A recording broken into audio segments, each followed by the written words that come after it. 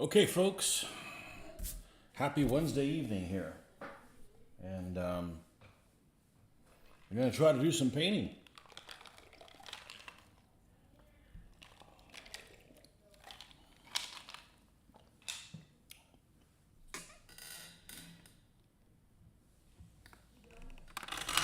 I'm picking up where we left off with some Polish knights. Get everything situated how it was. Then we can get rolling.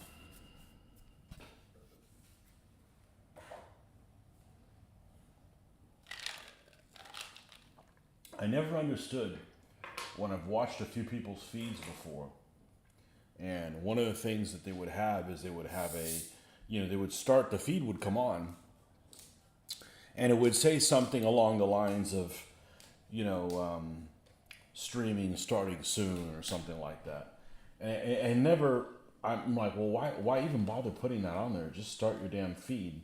Until now I do it. And the reason why is because you can start your feed through the Streamlabs, but then you need to go in YouTube and add it to your playlist or something like that, because invariably what will happen is if I don't do that immediately, what will happen is even though it doesn't automatically put this on my live streaming playlist.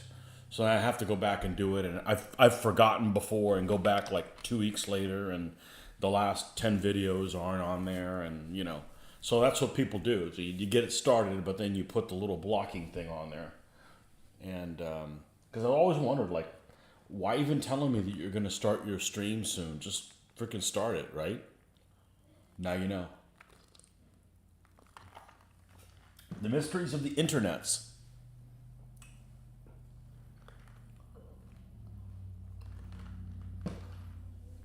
All right. So, we're working on this Polish knight right here. This is who we're working on. And I think the blue's done. I think we've done all the blue that we're going to do. Let's get this out of the way. That's how everything ends up on the couch. Get out of here. There it is.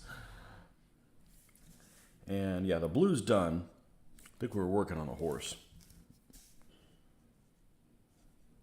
Or the metal of this character. That's what it was. We were working on the metal. I stopped in the middle of it. The middle of the metal. All right. Let's get back in the groove here. Oh, we'll say hello to our first visitor. Hopefully it's not a spammer. Ah, there he is. Man, you got front row tickets. I'm painting your people.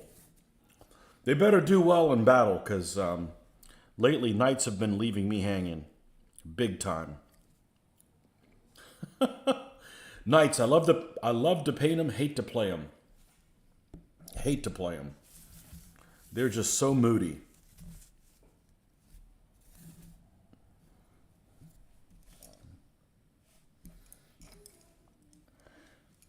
Enough excitement for you back home now that you moved back home? Boogeyman is back. Yeah, I don't know what's going on. I don't even watch it.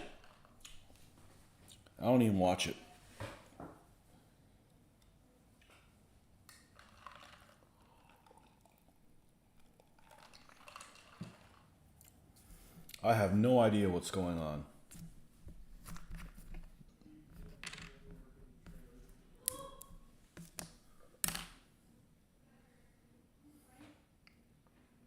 Hopefully they just take him out. Problem solved. Unless somebody comes along that's worse. Mr. Kevin, welcome back.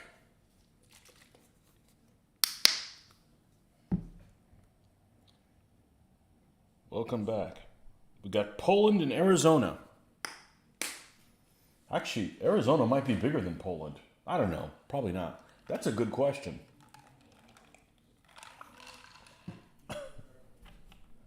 That's a good question. What's bigger, Arizona or Poland? I bet it's close.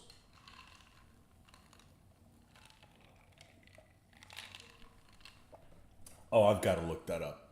I just got to look at a map. That's good enough for me.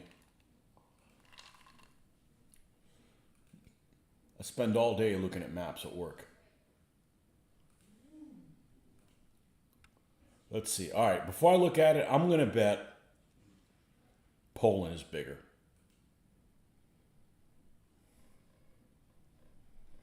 I'm going to bet Poland's bigger.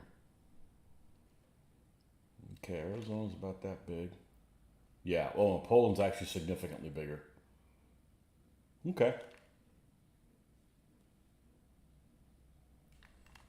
Now we know. Arizona is one of the larger states, though.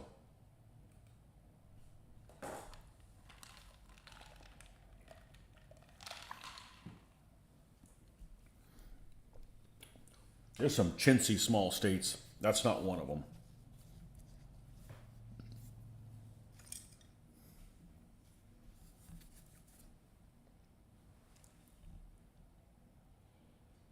By 6%. Really? It looks more than that. Well, I just looked at it on the map.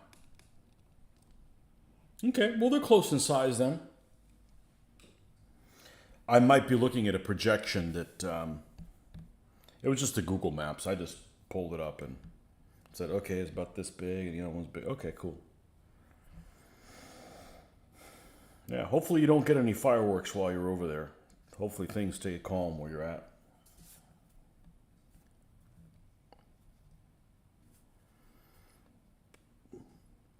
I really haven't watched any of the current events because I'm skeptical that anything that we're getting we're not getting the whole story, or maybe you're being skewed to think a certain way. And I'm not a conspiracy guy, but I did watch a video that was pretty interesting. And the title of the video this morning, you get on in the morning on the internet, and you have no intention, and something catches your eye, and you end up watching a video, and then you watch another one, and the next thing you know, it's time to go to work. I didn't get to do what I wanted to do. But it was a video on what they said is why the Russians haven't achieved air superiority. It was interesting. It was an interesting video. It was an interesting video. I watched the whole thing, so it kept me interested.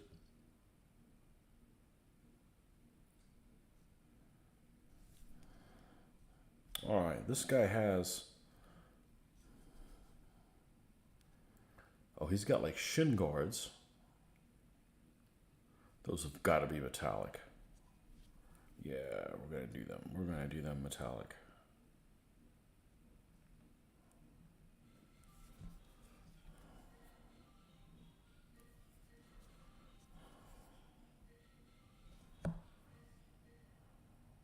I did look for my combined arms set of rules, well, before this thing even went off, because I had thought, sometimes I'm not tempted to go off the beaten track and get myself into trouble as far as getting involved or another period or scale that sometimes I'm just genuinely curious about something. And I had a set of rules for micro armor way back in the day, back in my day, the late 80s. It was called Combined Arms.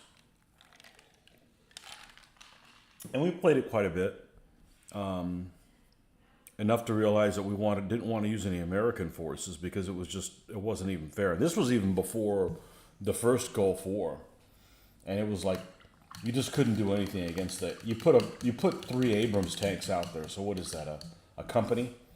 This is a 1 to 5 scale game. A company Abrams tanks out there. They could just stop everything. So we're like, nah, these rules are just way out of line or whatever. But anyhow, so I was thinking, what would it be like if you played some micro armor, but then did it in like 1959 or 1960 or 61 or something like that in Europe? Back in the time period where the U.S. had light tanks, medium tanks, and heavy tanks. So it's really strange to think of something like an M48 Patton or M47 Patton as a medium tank. But they had those, what were they, the M103s with a 120 millimeter gun. Didn't have too many of them, but they had special heavy tank things. And of course, you'd have the JS4s and all that. So I'm like, let's see what the pet armor and stuff is on it. I couldn't find my set of rules. I don't know what the hell happened to them. I must have sold them. There was things that I hadn't used in about 10 to 15 years that I just sold on eBay in the early 2000s. And that must have been one of them. I just don't lose stuff like that. So, president going to Poland. Ours? They can keep them over there. They're afraid of all the anti-aircraft stuff we gave Ukraine. I don't know. I don't know what's going on. It doesn't make any sense. You know, and I'm not a conspiracy guy. I've never been a conspiracy guy. But the last 20 years, I just don't think we're getting the correct story from the media. Whatever it is, it's not correct. So I'm really skeptical. You know, what really got me was on day one, that island, what was it, Snake Island, where everybody surrendered? And the media does it to themselves, okay? Because of the way they present things.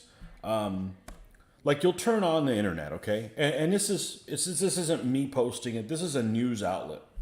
And they'll have something like meteorite the size of California may hit the Earth. So when somebody says may hit the Earth, I'm thinking, 25% chance, right? I don't even look at those things anymore because they present both sides and they give the illusion like it is both sides have like an equal footing or an equal voice or something like that. And so they go and do the Snake Island, the island there at the beginning on day one where they had 13 soldiers there or whatever, 13 Ukrainian soldiers on this island. The first thing I do, I look and see where it is. And it's like in the middle of nowhere. Like it'd be easy to just ignore it, right? So supposedly a Russian warship came up and asked them to surrender. And they basically gave them the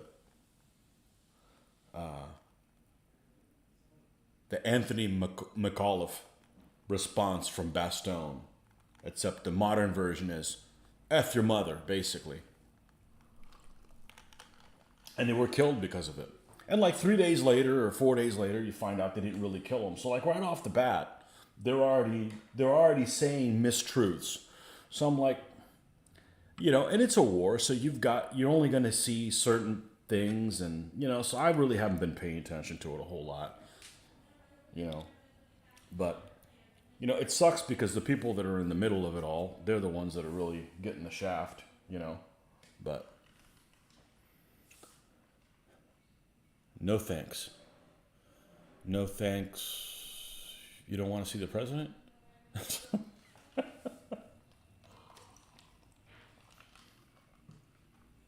Oh, you don't want to keep him over there. We'll send him away. So, maybe I'm just asking too much for the news to just tell you what's going on. I'm not like spinning it. And the news now, you can get, well, what do you want the news to tell you? So you can go watch your right-wing news or your left-wing news or whatever. How about just tell me the news? I'm a big boy. I can figure it out. But I guess there's none of that anymore.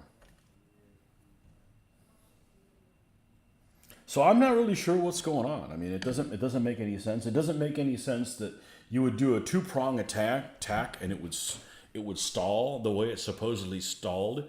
It also does not make any sense that you would do that and do it in the mud season.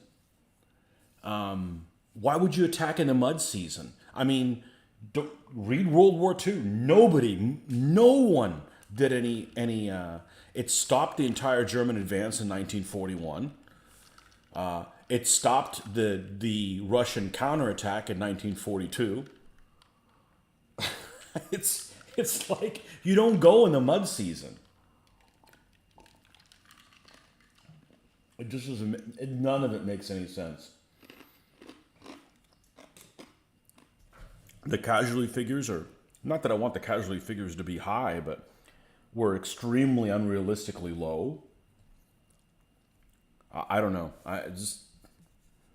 I don't know. Hopefully the people that did not want any part of this stay safe, because, it wasn't their choice.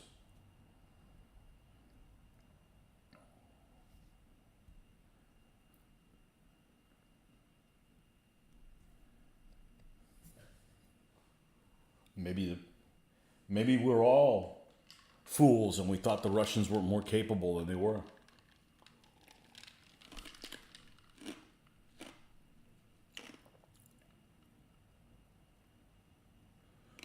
Russians abandoning all their vehicles because the Ukrainians are using the anti-armor stuff to good effect. How do they not have air superiority? Maybe we thought the Russians were kind of a first-rate power, and they never really were. I don't know. Who knows? Let's hope the Chinese suck like that, too.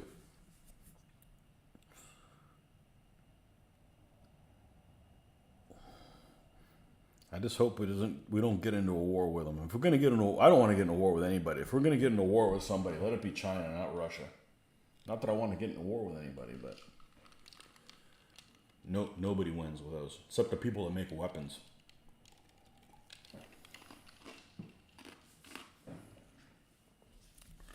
Okay. Back to the Polish Knights. Back to a simpler time.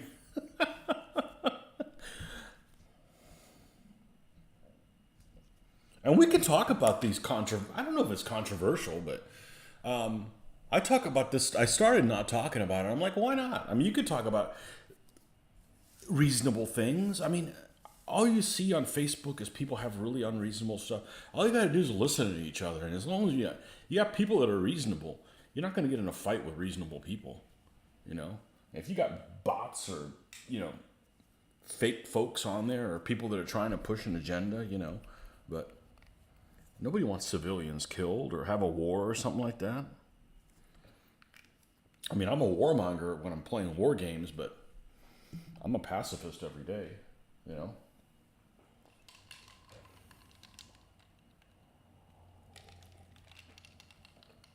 No thanks for Joe Biden. He's something else, isn't he?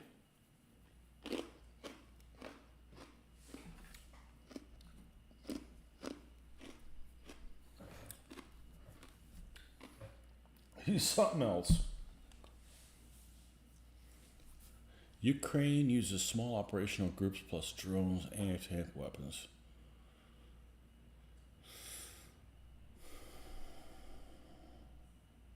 Yeah. No. Let's hope the people in the middle don't get killed.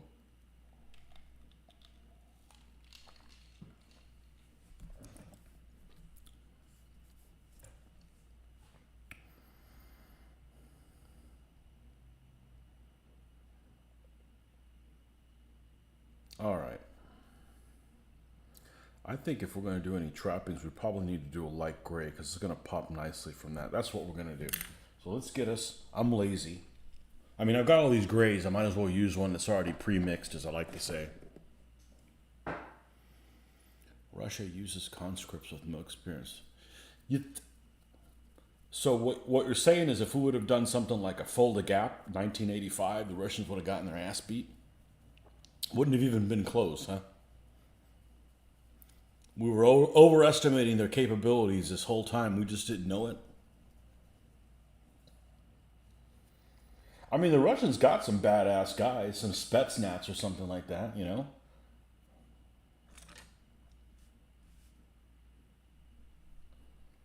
Where's my cork? Where's Corky? This little thing that goes on the cork board. Little cork thing.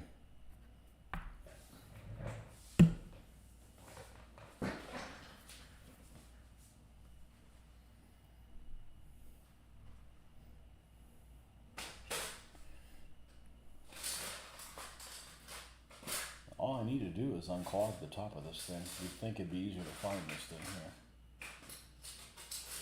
Here's some down here. I gotta be careful because my X-Acto knife hangs out down here. Another one of them. And I really would rather not injure myself.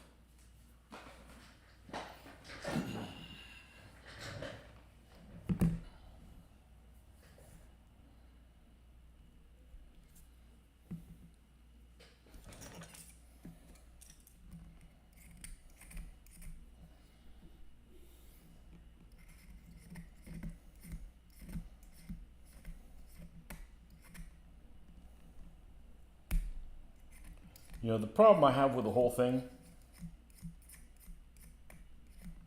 is, you know, something like this happens and you gotta, oh, we can't buy oil or whatever from Russia. I get it. It makes sense, right? So that's your perfect opportunity. You got Europe that can't get their gas, they can't get their oil from Russia. So who did they get it from? It's a perfect opportunity to get it from us, right? We have it. Now we have customers. We like making money. I'm not saying gouge everybody, but isn't that what it's for? No, we can't do that. Well, why can't we do that? That's your perfect opportunity to do it. I mean, you know we're going to be better with the environment than Russia's going to be, if you're worried about that. So it just means people are up to, there's some nefarious shit going on. It doesn't make any sense. Hello, Joe. Tony Wednesday special, yeah. Hey, good thing I don't know how to paint, because I can't roll dice anymore, apparently.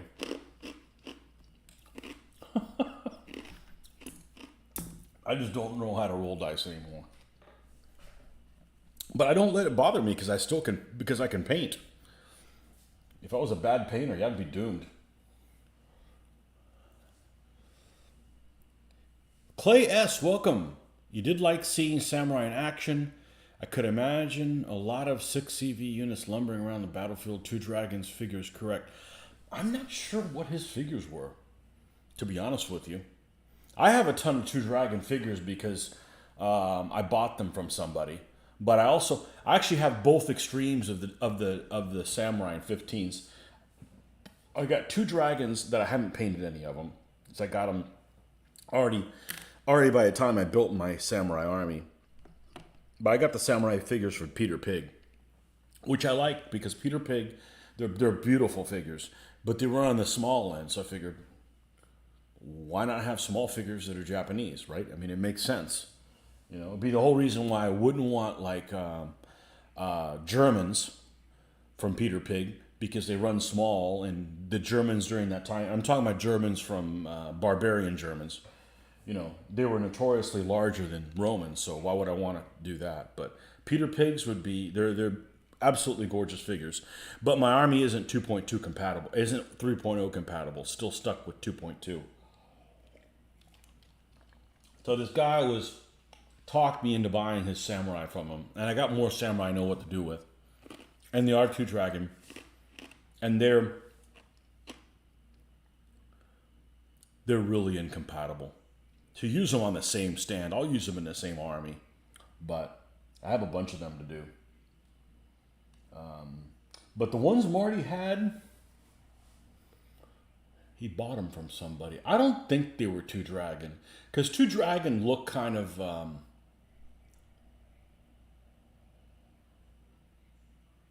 chubby. You know, they don't look bad, but they definitely have a particular look.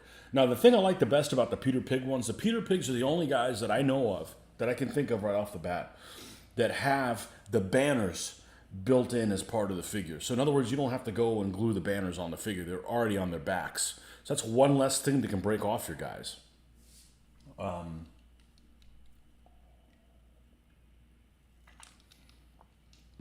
And I think they're the only ones that have... I think I may have some samurai from Falcon that have them as well on back. But I mean, I literally have like 3 of them or something like that. But the Peter Pigs, if you don't want the back banners on your figures, you're screwed with Peter Pig because they come already on there. You know. Now, some units don't have them. I mean, there's like middle and bottom tier Ashugaru that don't have them. But your standard top figures, like all your samurai figures, already have them on there. And I think it's a blessing. Plus, they have a really nice variety of figures and character sets. And they're just absolutely gorgeous figures. I painted them, and they're the only figures that I saw. The first time I saw them, and I turned around, bought the army, and I painted the army, like right off the bat.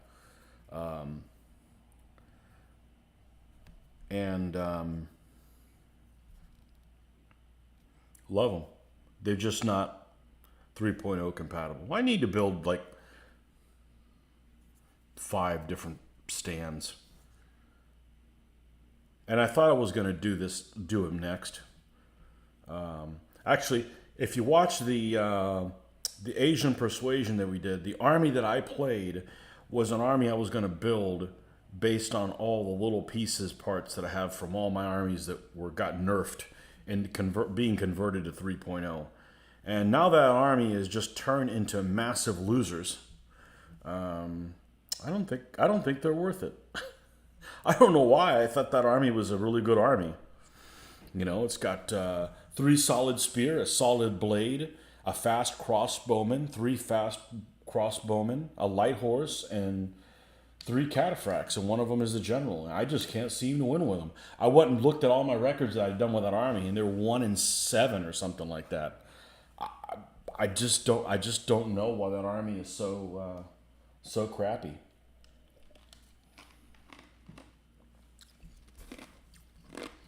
Or I should say, when I've played the army, I have rolled extremely poorly and rolled a lot of 1s. And they have not received fire well. That's probably a more accurate way of saying it.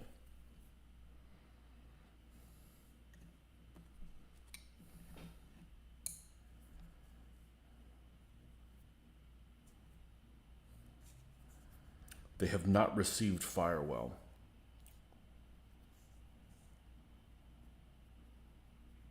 Oh, I knew there was some white wasn't completely dead. So,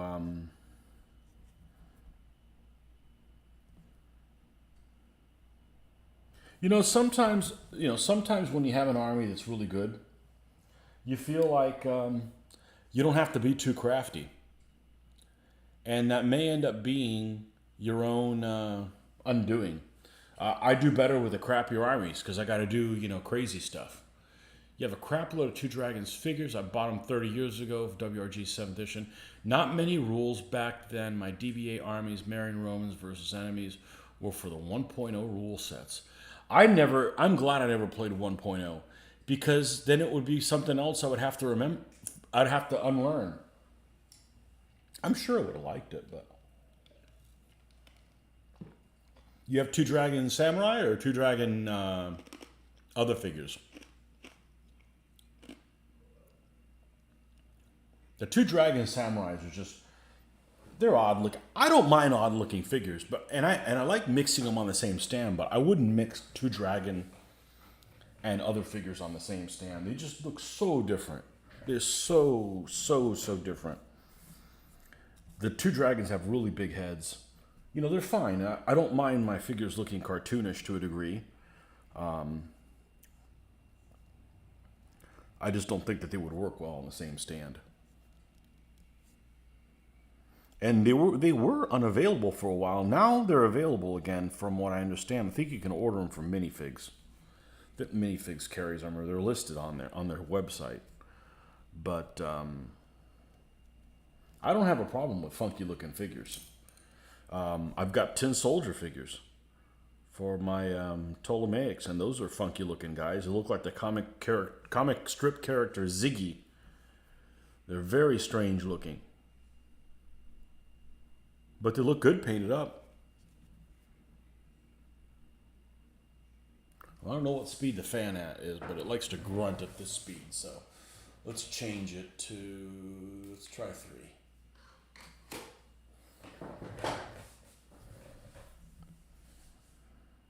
And I don't hear well, so I know if I hear it, it's probably going to drive you guys crazy.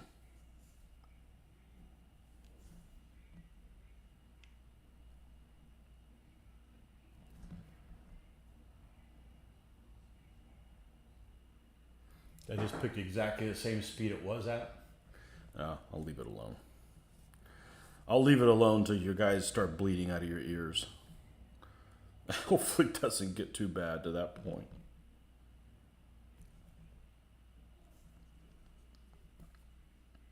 This guy's got gloved hands.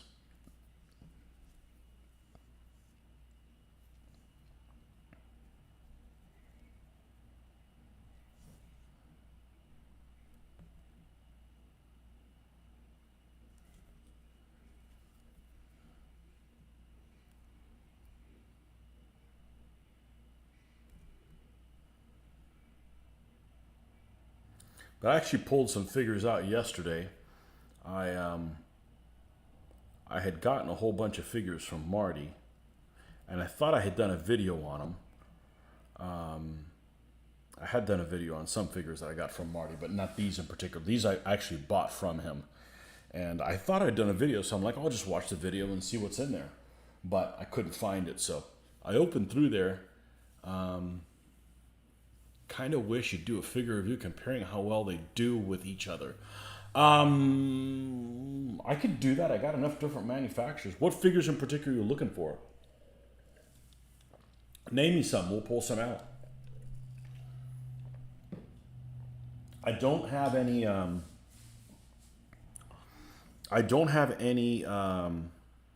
love talking figures. I don't have any forged in battle. I don't have very many Zystons.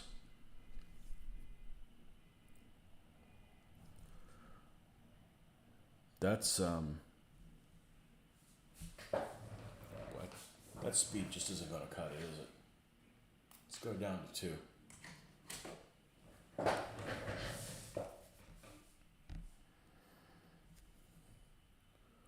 What else don't I have?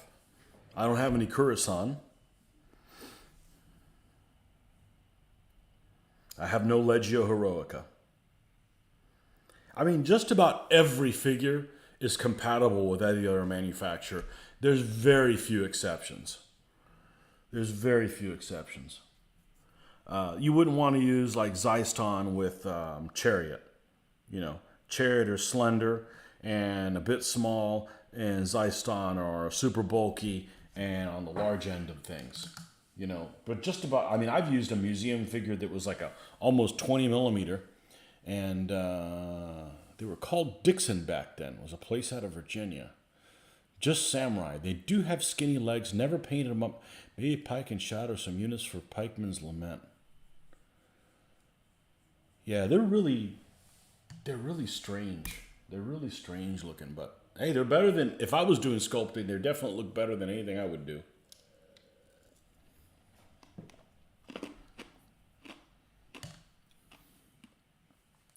And then you have some manufacturers that some of the stuff isn't compatible within themselves. And you think, well, how is that not possible? Well, they have multiple sculptors. The old Gladiator Games miniatures, they have, I swear, like 3 different sculptors. And one of the guy's stuff is really, really big. And their horses are like weird shaped and large. And then you've got most of the figures are pretty nice, and actually a little on the small side. And yeah, I picked up a bunch of those figures from Marty, and they were all the old Gladiator Games figures. And I did an inventory on what I had, because it was like Huns and like a ton of Huns, and like Ostrogoths and stuff like that. I already have Ostrogoths, but other Goths and stuff like that. Some Frankish infantry. A lot of like Hun dismounted bowmen, and I'm like, what the hell am I going to do with these? And then I go and I look, and there's actually a Hun list. I want to say it's like Sabir or something like that. And they have like 4 warband. They can have 4 solid warband or 4 solid bowmen. I'm like, perfect. I got the bowman form then. You know, which is unusual to have, you know, foot archers with the Huns. You think most years are Essex. Essex are kind of like right in the middle, you know, right in the middle of size of things. Right in the middle of everything. Just about all of them will fit. All of them will fit. There's very few exceptions. And the 2 dragons is almost like they're a style difference. The difference in style is so different from everything else that they just wouldn't look right on the same stand. But I have no problem mixing them in the same army, you know. It's not that big of a deal for me. Some people are like, you know, really worried about it. I'm not. It's just a playing piece. I have no idea what color to do his lance. I'm not gonna twist it in colors. I don't know that I want to use a color that's not in here. The buff color is always a nice one. That's not too, it's nondescript. Let's just do that. And if I find something that I like better, I can always change it. It's not like I'm laying this paint on super thick.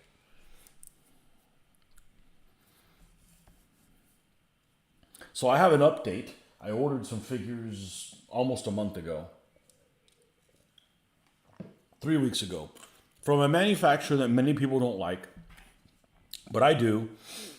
They were the first figure manufacturer I ordered from in 15mm scale. And who is that? That's Old Glory. But apparently Old Glory casts everything. Museum miniatures way too big. I think their new miniatures, their Z range, are proportioned correctly. But some minifigs, some museums are tiny, and some are massive. And sometimes the massive figures are the guys that shouldn't be massive. Like I picked up a pack of their Chinese peasants, and they're like 20mm size figures. But like their soldiers are small, so like it doesn't make any sense, you know.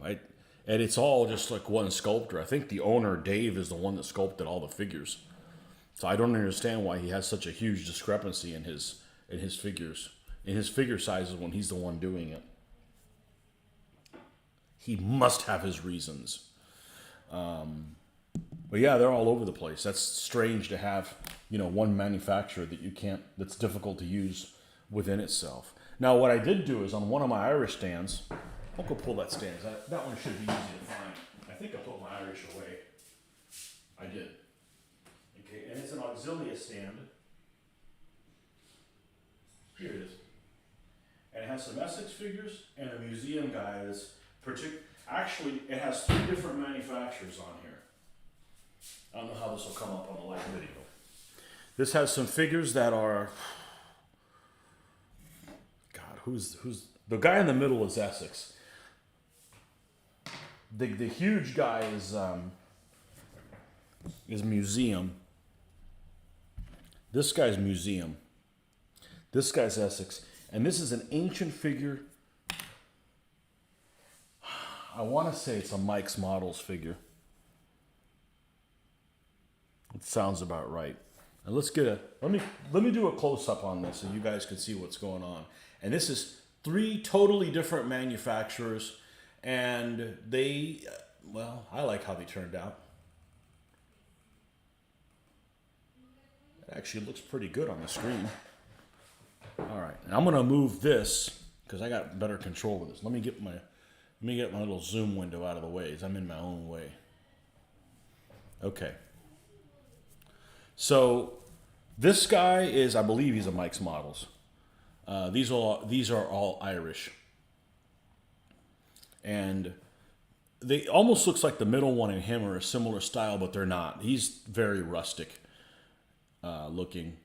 And this guy, because he's leaning forward, he doesn't look that big, but there you go. This looks a little, he's a bit Andre the Giant. Look at it. Look at him. He's got like a size 20 shoe.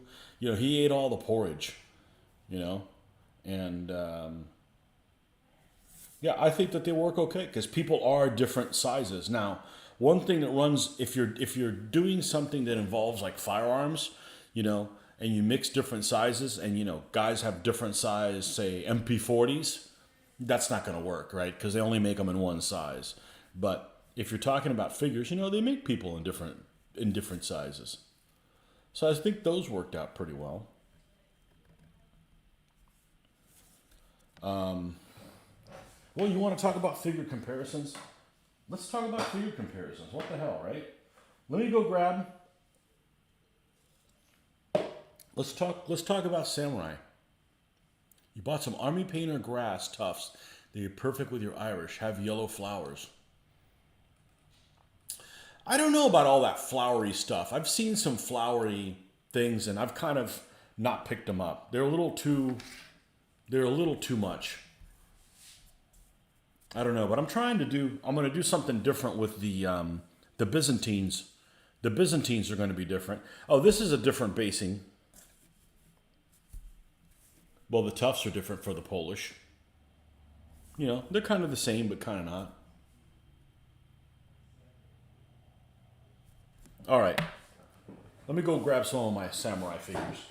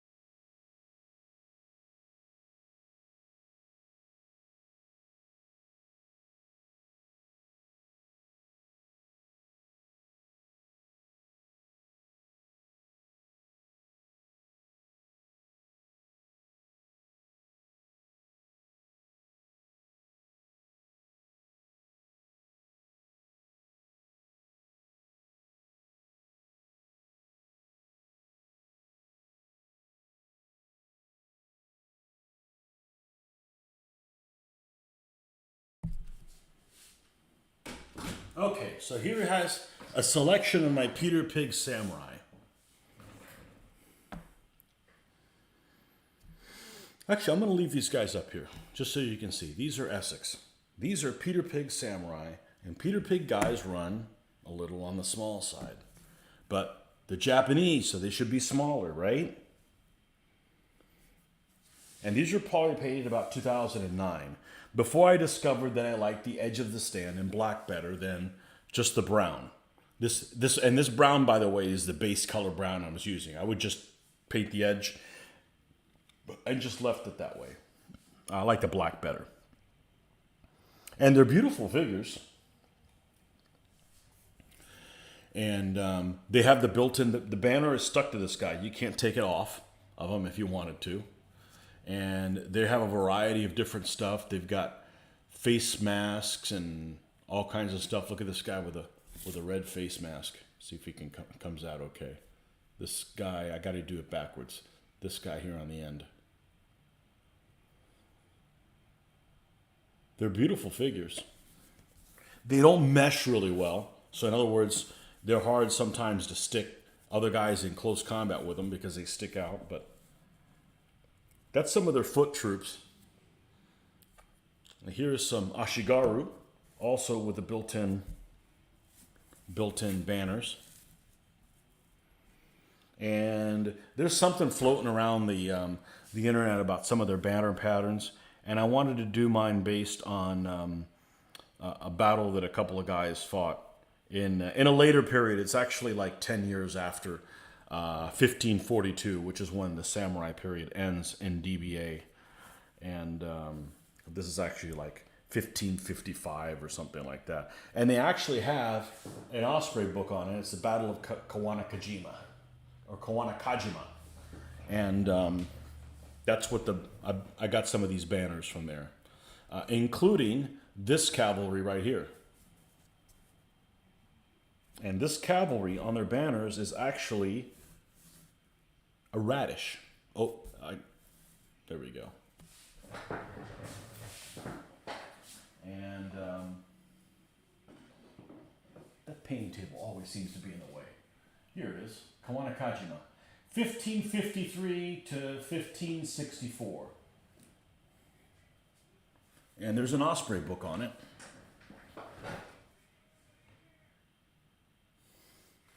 And right on the cover, Kawanakajima. Right on the cover are the troops there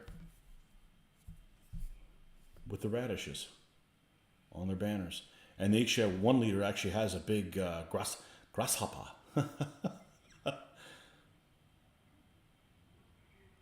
So that's where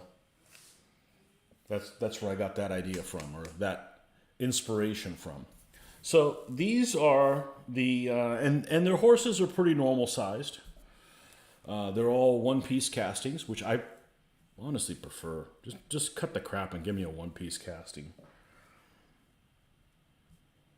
And let's take a look at some of the two dragon guys and see how they compare to them. They compare horribly. Well, let's see them.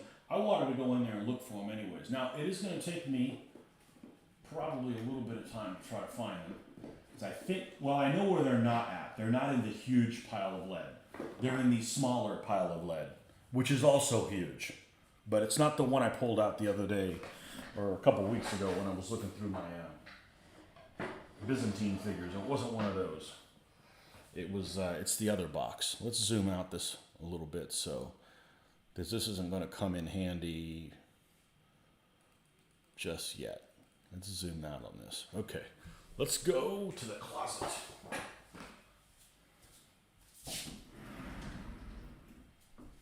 And it would be this smaller pile. Oy. All right.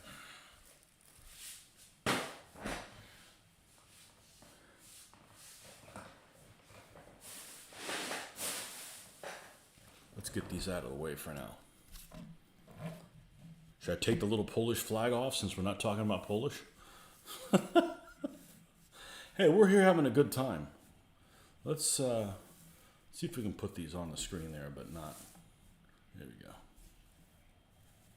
It's such a struggle when I look at the screen and I have to move things backwards of how I should, because it's a mirrored image, what I'm seeing. All right. Let's see what's in this box first. Oh, these are figures I picked out for my Sicilian Normans. So I've got some Old Glory figures for Sicilian Normans. Maybe I should zoom it in. We can look at other stuff. So yeah, I'm famous for like, hey, I'm going to build this army. And I'd get them all together and black base them, and then something happened and I couldn't make the tournament. So I wasn't able to finish them. Yeah, these are Sicilian Normans from Old Glory. And a couple of them. Here's a museum figure. See, this museum figure is almost the same size as the Old Glory figure. But not all museum figures are like that. This is a museum spinach? No.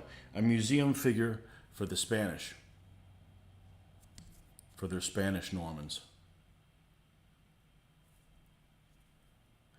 Bases look kind of desertish for Japan. Well, it just looks that way. They're a little, it's sandy.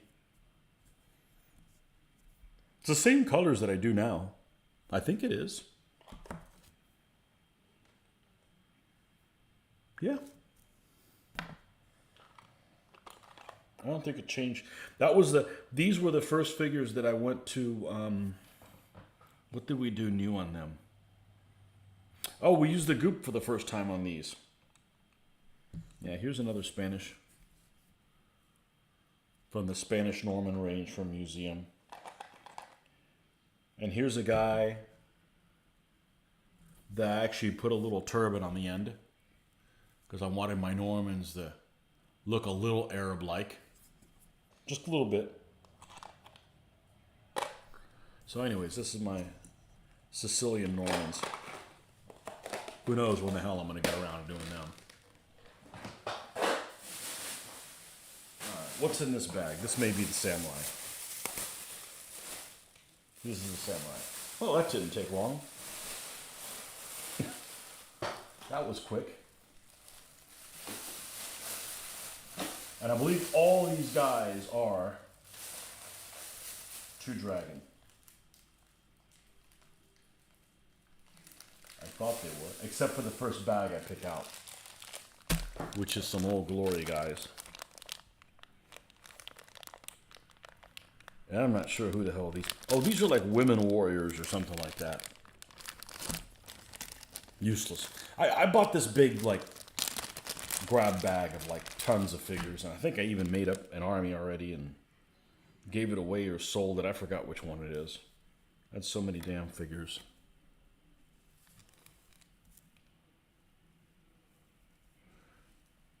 They just look like samurai with long hair. I guess it could be men too, but they tended to have a particular type of hairstyle. The person I bought this guy from just had all these extra figures. I don't know what they were. They weren't a painter. Here's two dragons back banners. Just a whole bag of back banners. What a pain in the ass. You know, and the thing is that two dragons are a soft alloy. So when things start bending, they're gone, you know. You know, I keep saying that I only have two dragons in here, and the three bags I've pulled out the two bags I've pulled out so far, neither one of them were two dragons, including this one. Well, this says Splintered Light, but it isn't Splintered Light. This is actually Old Glory, and this is one of the things that Old Glory does actually really well, is they give you a leader set. And it's actual people. So other than you've got, you know, your standard horses, your horses are fair. Let's just pull them off to the side. You've got samurai commanders that are supposed to be certain folks. Now they're all for the Warring States period, which means, you know, 1550 to 1600. Gotta move this the opposite direction. Okay. And let's move that out of the way. So they're not strictly the DBA period, but Oh, let's get rid of that. This is Oda, and it says, let's see if I can zoom in on that.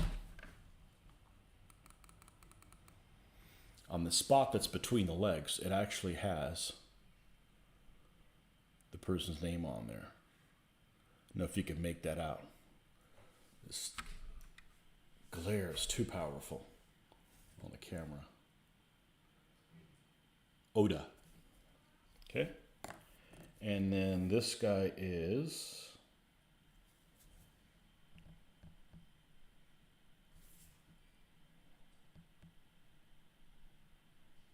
Imagawa.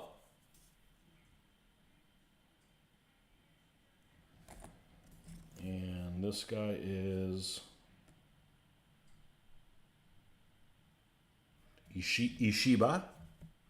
And they all have different headgear and different poses. Good morning, studio. This guy's got a little fan. And this guy's supposed to be Date. And if you look at pictures of this guy, Date, he has this kind of like a half moon on his helmet that's not centered like that. This guy was a guy named E. I don't know how you really say his name. It's I and I. It's two I's in a row. But this is actually a guy that, if you see pictures of him, he usually has red armor.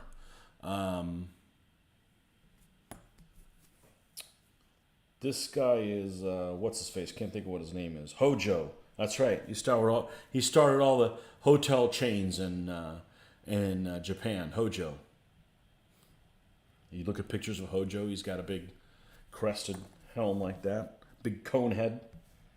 And this is Tokugawa. And I have one more guy that's Kato Kiyomasa. I actually painted him. I didn't pull him off. I have him as a separate leader. Because this is for my Renaissance stuff, where we have separate leaders. What are these for? These are to take over Japan. Oh, we're going to show off some samurai, so go get some stir fry and grab a seat. All right.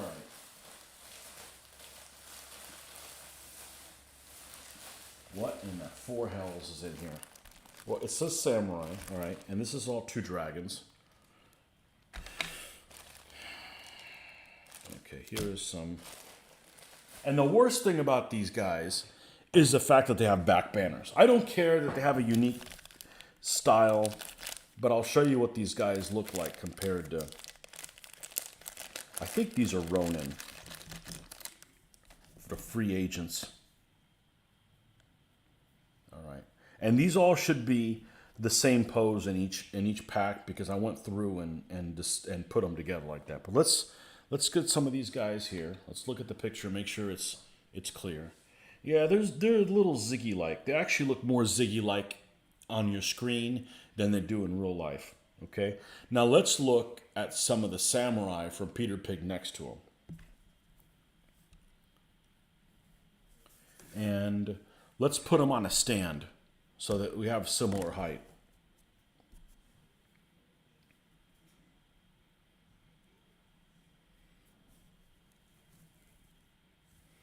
They're actually not too bad. This particular pose is actually not too bad. So they have shaved heads, and they've got the, they got the sweatband around it, like they're working for the weekend. I'm not sure that they are monks. Because monks tend to have, and I'm going to encounter some here. They tend to have like almost like a hoodie that's on them that just ends up going, over like their shoulders. I'm not sure what these guys are. I guess I could look them up. But anyways, I put them all in each bag. So each bag is going to be different. So actually not too bad. Not too bad size-wise. I thought it was more. They actually have a code on here. It's code 09. Well, shit. Let's multitask. I will pull up I can't show you the screen because I'm not that competent. I'm sorry. It's not painting, it's doing electronic stuff. Let me go to Minifigs UK.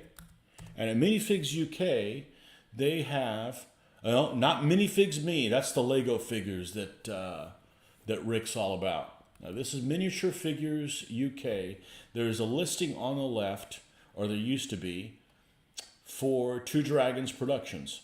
And what we're interested in is 15mm Samurai.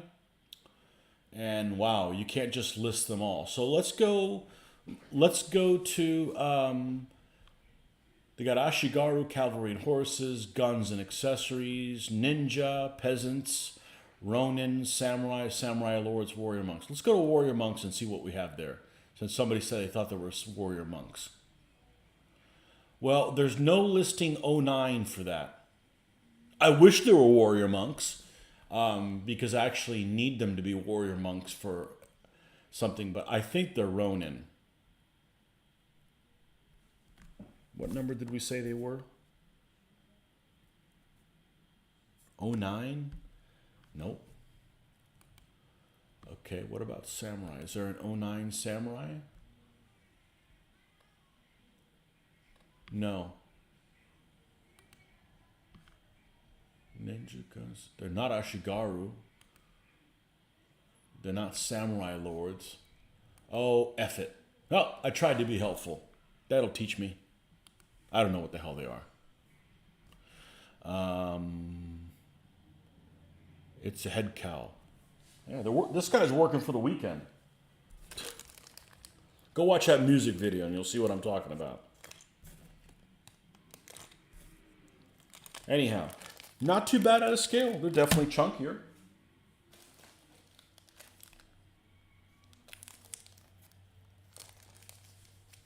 They're actually nice. They're actually nice figures. They're just a little chunky looking.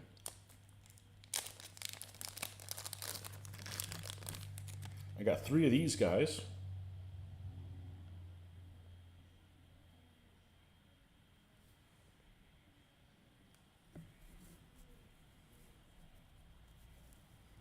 Their head is significantly larger than the other figures. I would totally mix these in an army. I don't think I need to mix them on the same stand. This guy's got 2 swords, so he almost looks like a leader or something like that. He's not a name leader, because they actually have a series of named leaders. Pretty cool. They have actual folks. There's so much cool Japanese samurai history, and the Japanese just don't do that with the movies, other than, you know, a couple of Kurosawa movies. But that's it. You know, the Japanese don't make cool movies on their history and stuff like that. Oh, look, this one I even named what it was. I did find it in the catalog what it was. Oh, I'm too close. Samurai 02, Samurai on Guard with Katana. There are no real pictures and thumbnails. This one may actually have had a thumbnail. That's why I put on there what it is. So these are all the same pose. And they look pretty good. Maybe it's their mounted that are funky looking, because these guys look pretty normal.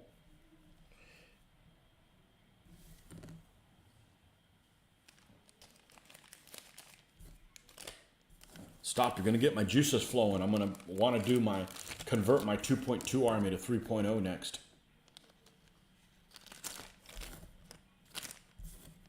You thought they were bigger scale with that detail. So, you know, way back in the day when we used to play with GHQ stuff, whether it was 1/285th scale, especially the 1/285th scale, I swear that the main mold was really big, and they had some kind of a thing that would reduce it. I didn't think that somebody was making it in 1:1 scale and casting it. It's just unbelievable that would be able to have that kind of detail. You got some Ashugaru Bowmen in here. Got a samurai kneeling with naginata. But they've got all holes in their back. Not all of them, but all the guys that are supposed to have them. They have these little holes in their back that these stupid banners are supposed to fit into. And you know that's going to be flimsy. I'm not a fan of that. Oh, here we go. Here's a monk or something. You said they're monks. We'll continue calling these guys monks. How about that? No, he's not a monk because he's got a helmet behind him. He's got a helmet on his back. But he's playing ping pong. National pastime of the samurai. Don't be scared, convert them. I got too much time on my... I got too many things to do. I've only done one head swap. And that was enough. That was enough. But I may just use those guys and call them monks. You know, because, like, one of the things I don't have is I don't have, like, the Think the Army can have, it can have fast pike, 5 fast pike, or 5 horde, or 5 fast blade. And the fast blade are supposedly warrior monks. And I don't think I have any guys that, I certainly don't have them from Peter Pig. But, what else do we have in here? We've got samurai with Yari overhead. Now, this is a crap figure because they're not going to fit on a stand. You'd have to put them all the way on the back of the stand. You guys are going to get my samurai juice. You know, it's fun as hell to play samurai because you get to make those guttural Japanese noises when you're playing. And, you know, I'm all about making noises. Yeah, here's a guy. Here's a guy that I guess whoever I bought these from had already decided to super glue these things. Okay, so this guy's super glued and half-ass primered one of these guys. Now look at the size of his frickin' banner. And look at the size of the normal banners. It's significantly smaller. They'll be all right. He's got his mouth open like. Can you even tell? He's got his mouth open like, you know, good old FU while he goes in.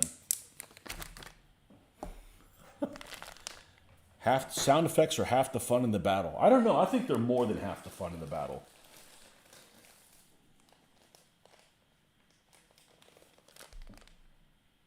What do we got here? We're going to go through this big pile. So if you guys wanted to see samurai, it's your lucky day. You got my juices flowing now. And I don't mind that. I don't mean like, you know, it's a bad thing that you distracted me. I just want to have some interaction and talk about figures. You know? We could paint poles later.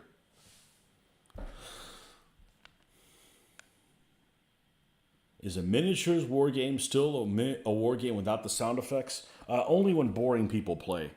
I've talked about when I started growing up playing, you know, and I'm all about playing a game seriously. I don't intentionally do stupid things, but I do like to make noises or make fun or jokes, even if to the expense of my troops, when the time comes or when they do something appropriate. Not the whole damn time, you know. But you know, it's part of the entertainment for me. We got some guys here. Look at this big ass banner they're bringing. Yeah, they're having a freaking parade.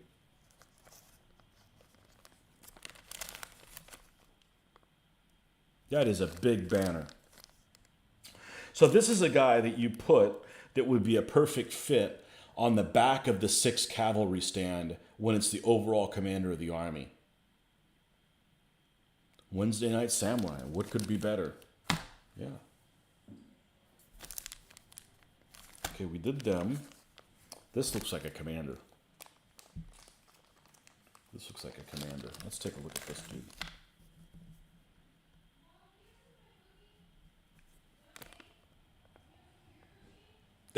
They're actually, I'm glad I'm taking these guys out. These figures actually look a lot better than I remember them looking.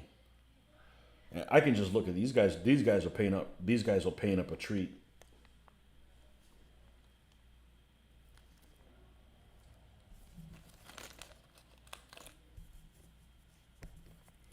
I mounted everything on 40 by 20 because of the poses and back banners. I know you hate that. I have 2 full armies with all the options, so they're both mounted on 40 by 20s. Yeah, I don't like it. Hate that? Maybe hate's too strong. I would hate if somebody made me do it. Well, they try and make me. I'm not in love with 40 by 15s. I just like the infantry that's more solid to look more compact. So, you know, if I'm going to put solid infantry on 40 by 20s, I'd like the Auxilia to be on 40 by 30s. And since I'm not inventing my own rule set, you know. What else do we have here? We've got, oh, this one's got a dissertation written on here. Rural samurai with wild hairstyle. I saw. Let's see what we got here. I want to make my banners out of paper. No. Well, this guy doesn't have a banner. Oh, because he's like a, what do you call those guys? Ronin. Guys with no master. You have no master. Wild hair? Not by today's standards. Looks pretty normal to me.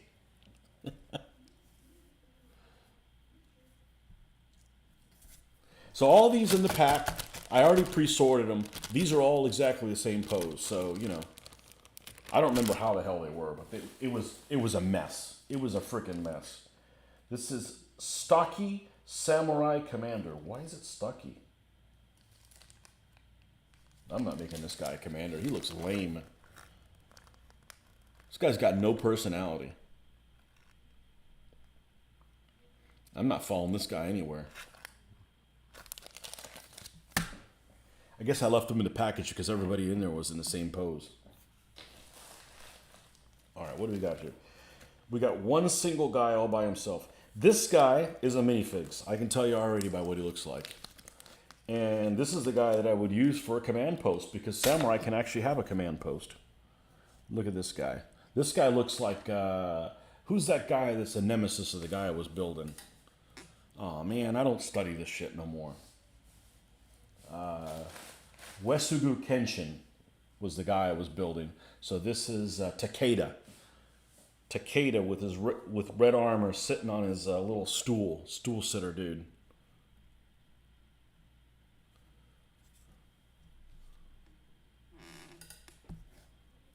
And this guy is a minifigs, because minifigs also makes this guy, it has all the hallmarks of minifigs. That's why he's in a little baggie all by himself. Okay, if you guys excuse me, I need to go get another beverage because I'm talking a lot and I'm getting kind of hoarse. So I will be right back in a moment.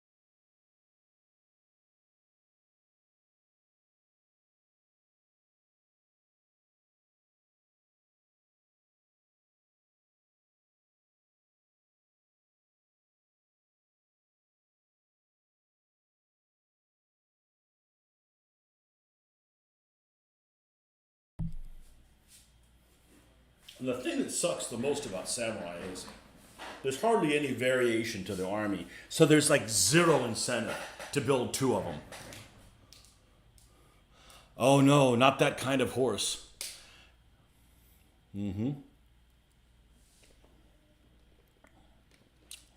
There's a statue of him in Japan. Not a fan of his.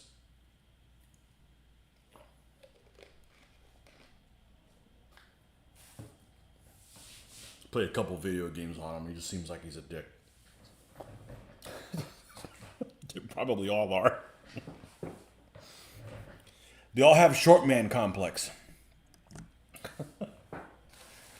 All right. What do we got here? No code.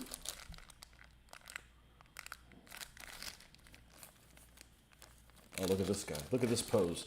This guy's in the pose of, no, don't shine that in my face. Actually, it looks like he's holding some kind of a banner. Yet comes with no banner.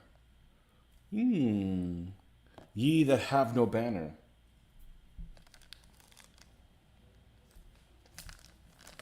There's a whole squad of them with no banner.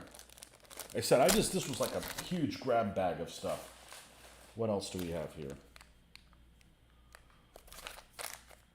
These are samurai kneeling bowmen.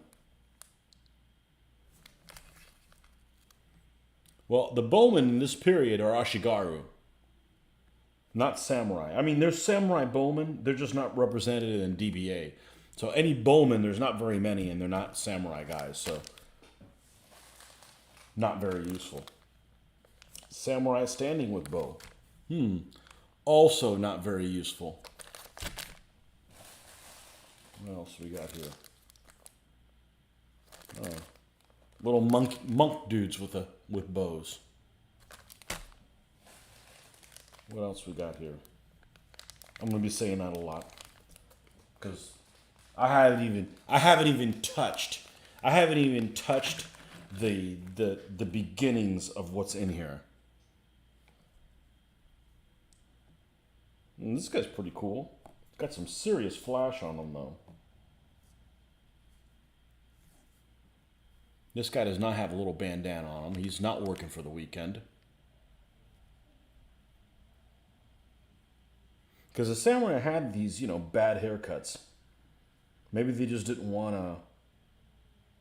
You know how the guys that play football, you're wondering, if I have to wear a helmet all day, why the hell are they covered in so much hair and a beard? These guys are the opposite. They're like, if I got to wear a helmet all day, I'm shaving all that stuff off the top of my head, so it's riding on my scalp and not making me hot. I don't know what the mentality is behind it, but it's the opposite. Could be worse. It could be like the Mongols that only have like a little tuft here on their forehead, and the rest of them is just shaved off. Bad hair day. Oh, these are the warrior women. That suck. Not because they're warrior women, they're just not very inspiring.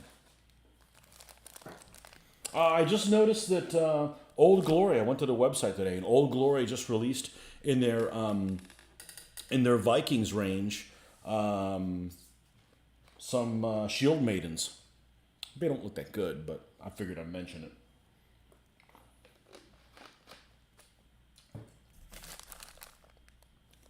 These guys are figures that would be very hard to fit on a stand because they have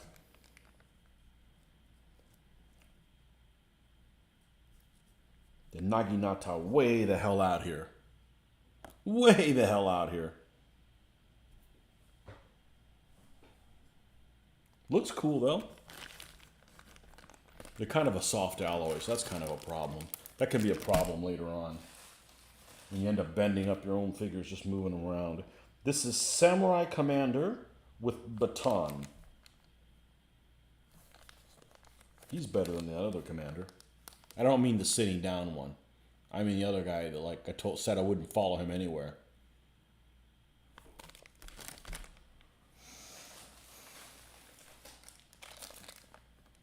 This guy is Samurai with standard.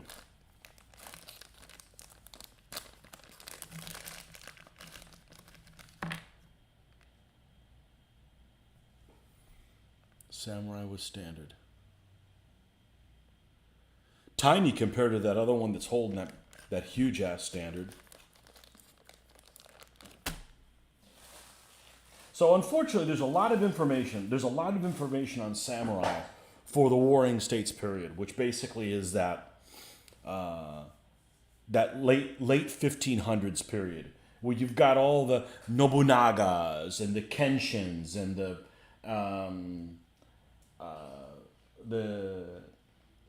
Takedas and the Hojos and the Odas and all those guys are all the famous guys you hear of. There's lots of back banner information in that period. So just outside of the DBA period, lots of banner information. The period, the what they call the post-Mongol samurai, which is what these guys are, because their helmets look significantly different for the earlier one. Now, You could probably use them for the earlier period. I'm not going to, but you can probably use them for the earlier period, and nobody would say anything to you. But the earlier period, there's like no back banner information, so you're just gonna pull things out of your butt, which I'd rather not do. I would rather, use things that, because I want to actually learn about what things really look like. Not because I can't be creative. Who's this? This is Samurai standing with Yari. Okay. So the Yari is like the lance. The Naginata is kind of like the polearm with the big long sword on it. And then we all know what a katana is. That's what these guys have. Katana.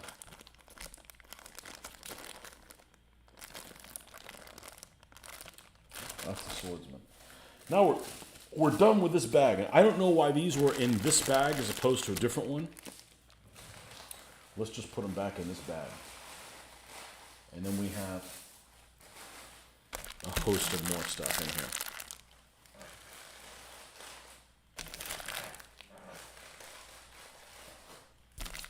Peter Pig does make warrior monks, but when I bought my Peter Pig figures, they did not. So I didn't get any. Oh, that's mounted, guys. That's another situation. Let's do them last.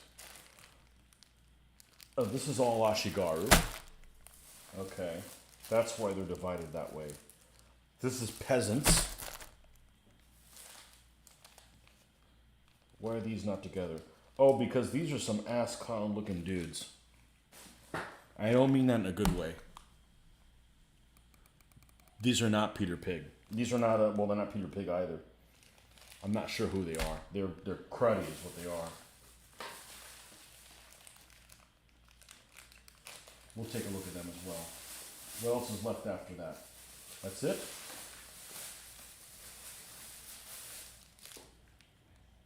Oh, these guys look terrible.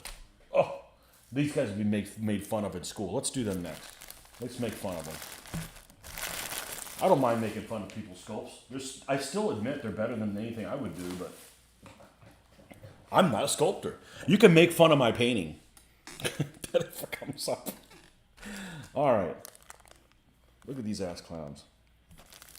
I'm not sure who makes these guys. It may be, these guys may actually be the guys that are marketed by Viking Forge. And I don't know who they were originally. But their weapons are really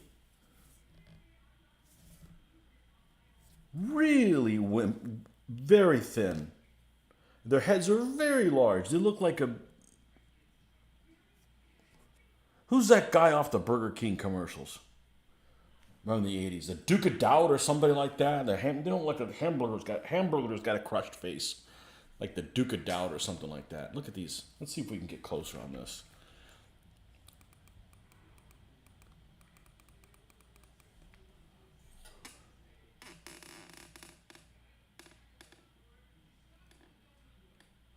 What kind of crap are these? Looks like the guys that sweep up after elephants, and there's no elephants.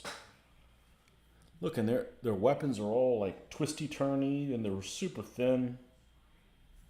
I don't know what these guys are supposed to be. They got funny hats. They just came in a big grab bag.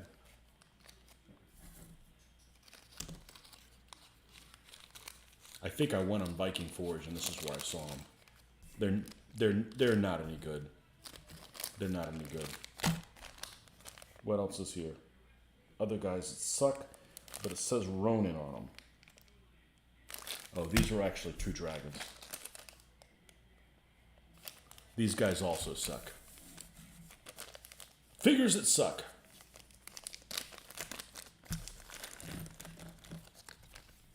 You guys enjoying this figure thing? I am. I don't do stuff like this because I figured it would bore people. I love talking figures. I've even thought about changing the name of my channel to match my old WordPress site, which was Figure-atively Speaking, because I love talking figures. These guys, again, kind of a crappy pose. They're all the same pose. Oh no, here's a guy that's different. Interloper! What's he doing in here?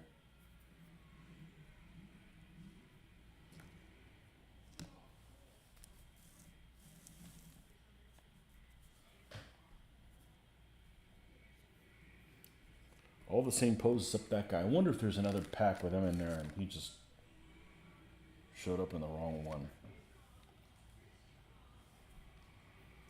Yeah. I see figures like this and I'm like, no, I'm not interested in building a samurai army. He's kind of boring. Honestly, they probably would paint up okay. You know, to be honest with you. Just about all the figures could. Well, this is a Two Dragons guy. Look at this. Big old. I think this is one of the figures that Marty had on one of his stands. Now that I mention it. The commanders had a big.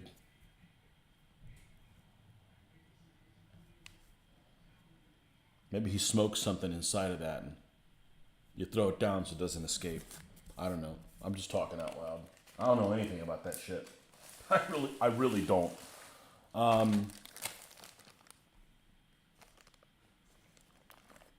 Okay, this is the commanders. Right, we already looked at them. This says Ronin, but I'm not sure these guys are Ronin. Basically, every day, this chubby robin keeps flapping his wings and trying to get into my windows. That bag that had the porters and bundles on poles are what I based up for my camps. This says Ronin on them, but this honestly looks more like peasants. This guy's got a big hammer like that dude in Conan the Barbarian. Why am I not on screen? There we go.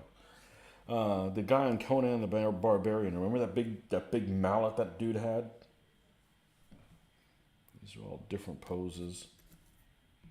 This guy's got those back scratchers you don't want to scratch your back with.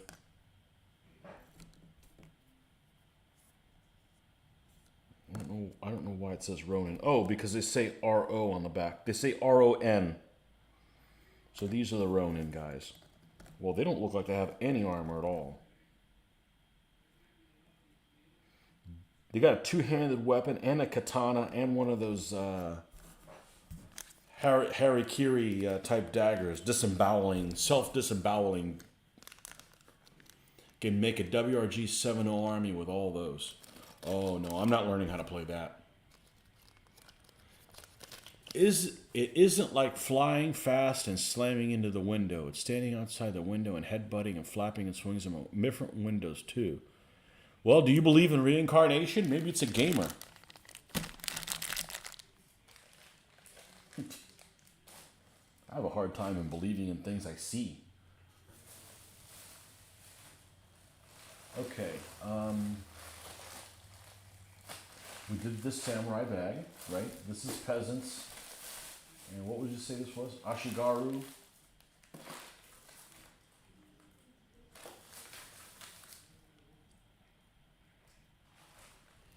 Here's a bag of who knows whos. I think these are Two Dragons, but they're Two Dragons, not samurai. I think they're like Slavs or something because they make... Oh, it actually says on the bottom. What do they say? BAP. It's like an old man or something. Or somebody that got beaten too much and now they walk funny. Okay, he's got a hammer in one hand. This might be good as a figure to put on one of my hordes. He's got a full beard, so he's not Japanese. Wakasashi. Bless you. Wakasashi. I'll have one of those. Is that like surimi?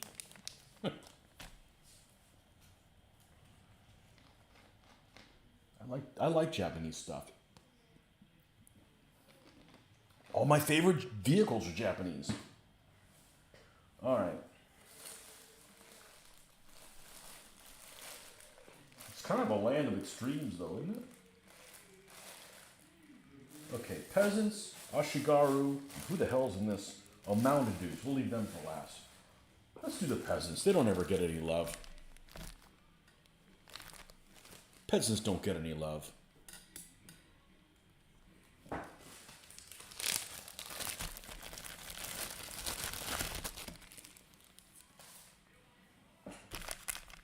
Oh, and I only got half the samurai that he had. So just imagine.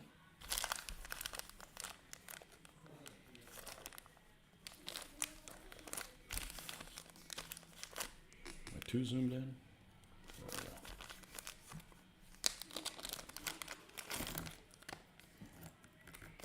This is why I don't want to like painting things for a convention.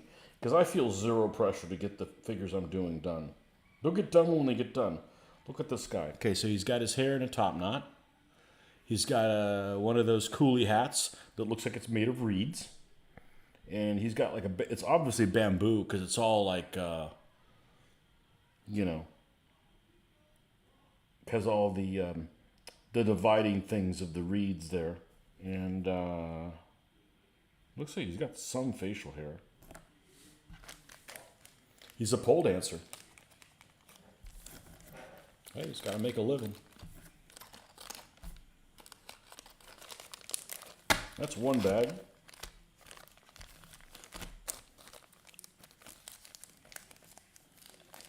I bet I got enough to do those fast hordes.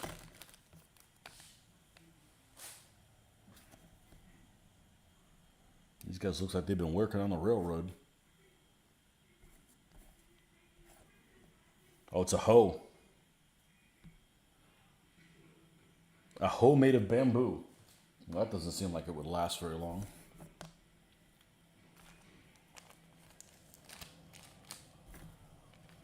I broke my hoe. Did you tip her well?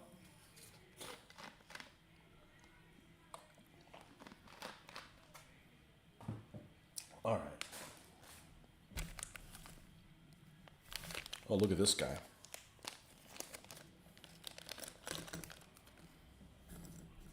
He's got nunchucks. There's the backside of him. These are all two dragon figures.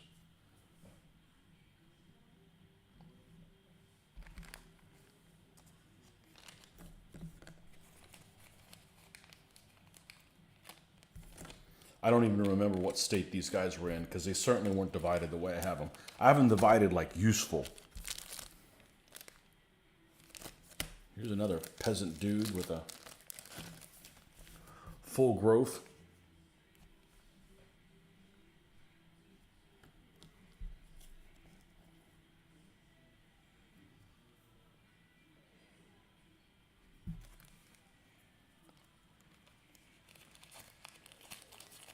We're doing Byzantines next. So anyways, back to my Byzantine story. So Old Glory, I ordered the Old Glory figures almost like 3 weeks ago, and I still hadn't gotten them. So I think they just cast everything to... The last time I ordered from Old Glory, they seemed like it took a long time. This guy's got one hell of an axe. These guys have another guy with nunchucks.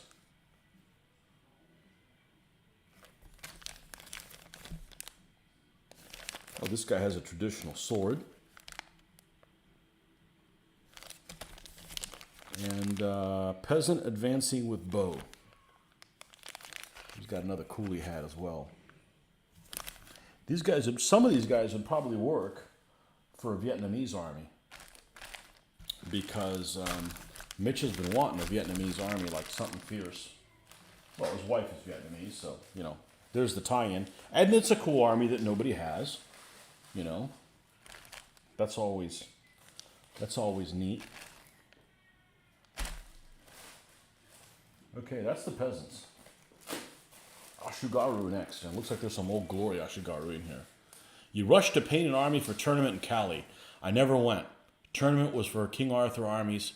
Mine was Splintered Light. Did you like Splintered Light? Because I'll tell you what, I don't like their figures at all. They're probably my least favorite figures of anybody's. And they used to sponsor a lot of tournaments in, because I think they're out of Atlanta. and they sponsored all their a lot of the tournaments in Siege of Augusta because they're nearby, and it seemed like they're nice people, but I don't like their figures. I have a few of them. I've got some of their Normans I picked through, but they're really lanky looking folks. Mitch's his Anglo-Saxons that suck. That's them. They're made by them. So these guys are supposed to be all Ashugaru, and the first thing I pull up is here's some porters. But this is useful for a freaking camp. Here's your camp. Look at these guys.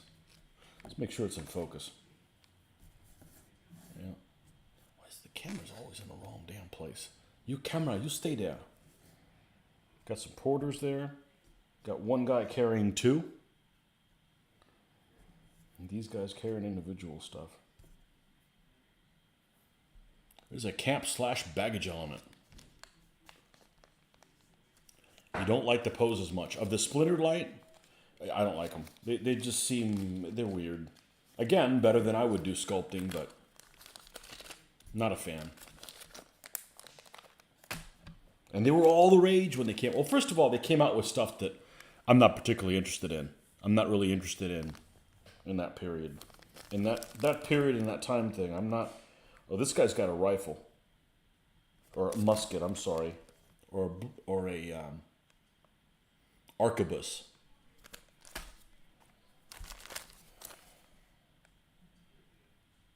And here's another bareheaded one with a bow. Ashugaru with, I guess this is a Yari.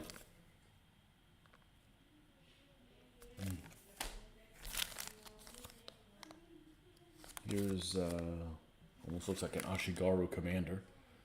He's got the back plate and front plate of his armor.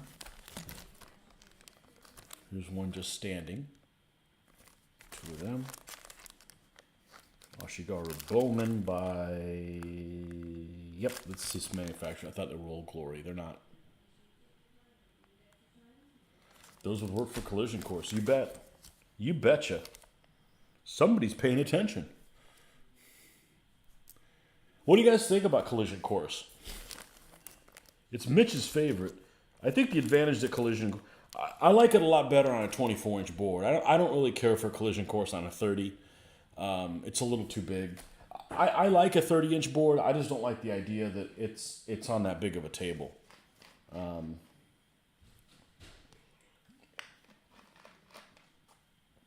also prefer to get used to playing on a 24 and go to a 30. When you go to a 30, when you're used to a 30 and you go to a 24, you feel like you're getting shafted big time. There's some kneeling Ashugaru here with Naginatas.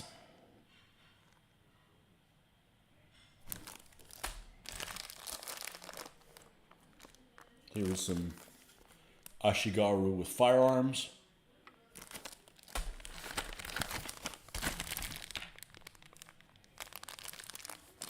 Oh, we're going to have to pull the... Yeah, look at these guys. How interesting. These guys are Ashugaru, like an ambush. Look, and he's dressed all like in like grass and stuff, like he's hiding. Why are you hiding? Interesting. Like grass armor. Ambushka. Be good for Saloy, but Japanese armies don't have any. For shame. And these guys as well. These guys have a Yari in ambush. Same thing. He's dressed like a shrubbery. Hopefully one that's not too expensive. And Ashugaru Bowmen from Old Glory. The Old Glory ones actually look worse, I think. They're not real inspiring. Alright, where's the bag that the Ashugaru were in? This is peasants. This is the mounter that we're going to do next. And this is here's the Ashugaru bag. Alright, let's put all of them in here.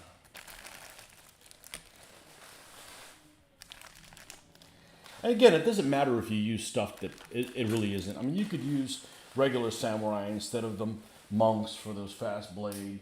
But, you know, if I have the opportunity of doing it according to how Phil Barker has deemed it to be, then I'm going to try to do it that way, because I like to operate and do my creative thinking within the parameters that are given to me. So, the raincoats? Huh, okay. Okay, here's the mounted.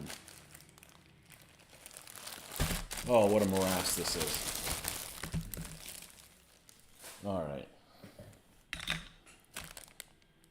Their horses look decent. Let's look at some. Their horses look decent, but I think there's a lack of poses. So there's like, everybody's on the same damn horse. The horse got, a picture was taken and it was sitting in the same place the whole time. Every horse is that pose. Every samurai horse is that pose. Well, that's unfortunate. It's not a deal breaker, but that's unfortunate. If Japanese had Soloi, there would be Samaria on the run. You mean samurai? Ninjas! Ninjas. Okay, so that's all the mounted... No, a couple of these guys have different horses. Okay. All right, here's a different samurai horse pose. Oh, I'm happily mistaken. I love it when I'm wrong. Here's a different pose.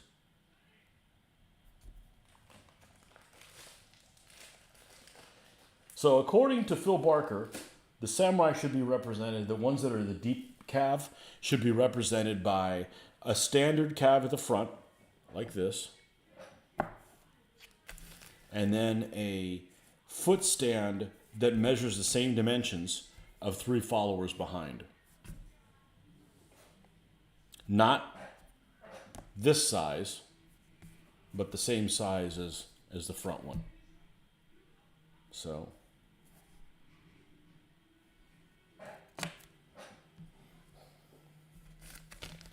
all right, let's get these guys out of the way. Oh, look, a third pose of horses. I love it when I'm wrong.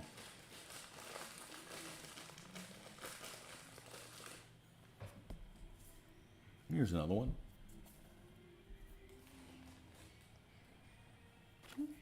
Fair amount of detail.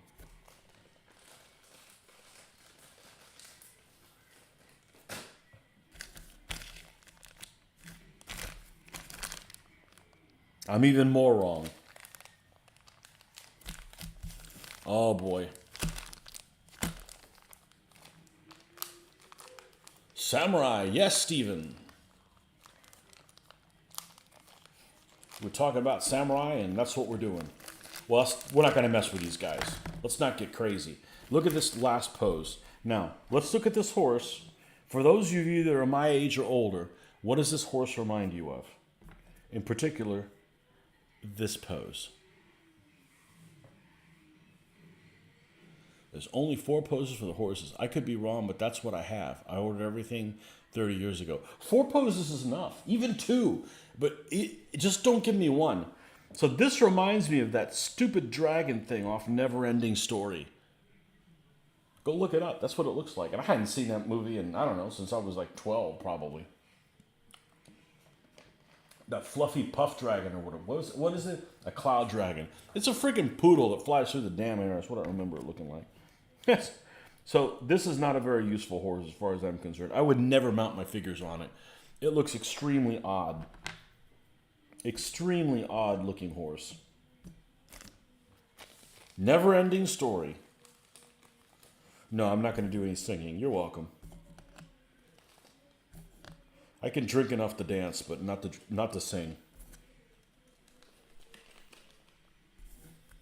Drugstore horses. Well, what's that mean? They've spent too much. They've been on too many drugs. Is that it? That's all the loose horses? Okay. All right, so now we've got some Bowmen here that honestly look pretty damn nice, except for they got the separate back banners. Somebody needs to be castrated for that. But I think everybody does it except Peter Pig. Never thought of that. King Charles Spaniel. Yeah, a shitty fluffy dog that doesn't even have a good bark. I'll have to look up what a King Charles Spaniel is. Oh yeah, because King Charles had shitty hair like that, right? He's got that hair like Captain Hook. Oh man. Yep, we're having fun again at the expense of historical figures. Well, should have dressed better. These are mounted Bowmen. They actually look really nice. They have a bit of flash on them. I think it'd clean up okay. Here's another one. And this, I guess, is a commander. He even comes with a separate sword to put in his hand. He has an open hand. Let's see if I can show you the open hand. It's down here. And this looks like Wesugi Kenshin, who was a monk. We wore that monk habit. See what he's wearing on his head? That's what a monk wears, or what I've seen monks wear. Doesn't mean I wouldn't use the other guys as monks. Face is kind of deformed. Looks like he got in a fight with a frying pan or something. I bet that's who it is, because they make a figure for him, for Wesugi. The nemesis of Takeda. Alright, we got some mounted guys here. Oh, here's some commanders. Oh, okay. Crap, I recognize two of these guys. They named the dogs after him. Gonna have to go do samurai for next battle theme. The problem is the army lists are the same. They're boring, and they shouldn't be. I mean, they should be a hoot.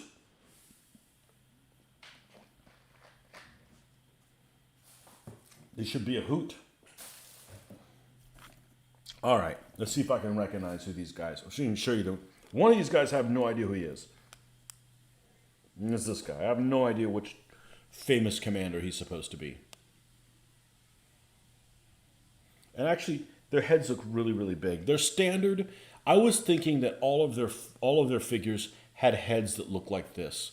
So I was kind of disappointed. I'm not. I just went through all the figures. They look really good. They really do. I'll be happy to have them in my army. These commanders have huge faces. You know, like they all were allergic to bees, and they went and, decided to go harvest some. Okay, I believe this guy is Honda.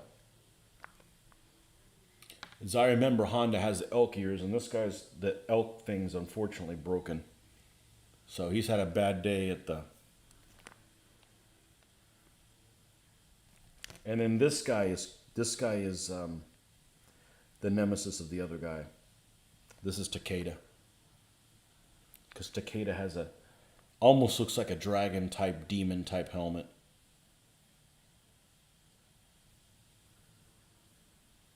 You ordered some up-armored monks, and they all had the headbands on them.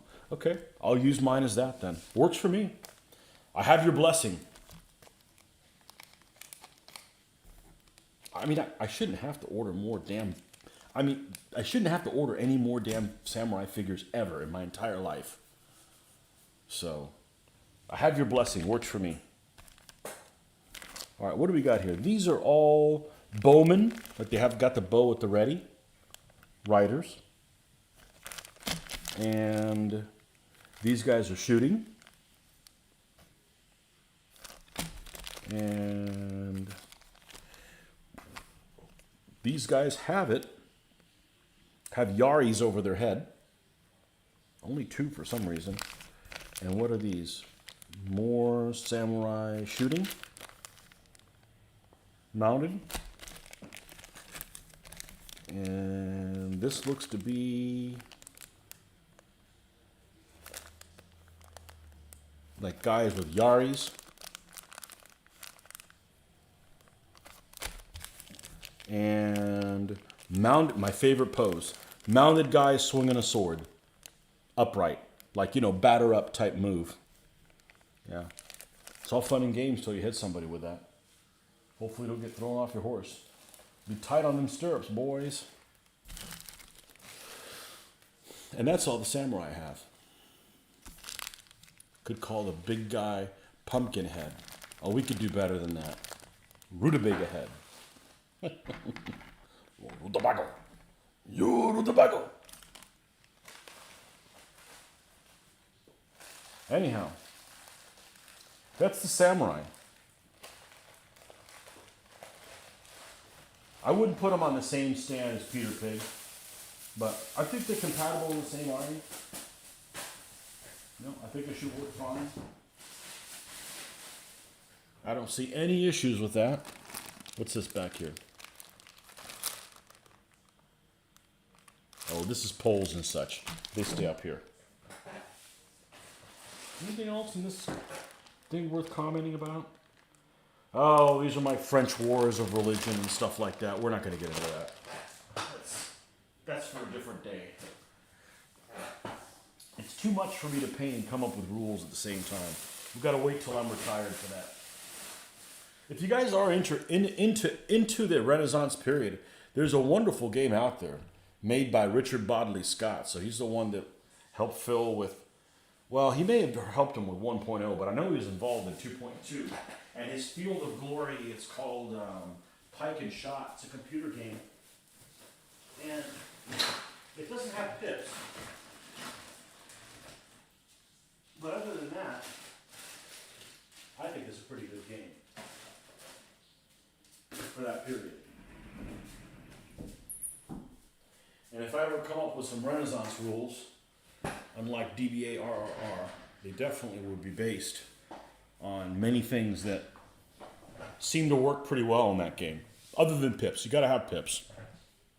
Not playing a game without pips. Japan is an island, which at the time had no outside enemies. I think that's why all the armies were alike. That and traditional ways were paramount. The only change was the introduction of firearms. That's right, we sold them to them so they could kill each other faster. I wonder what we got in exchange.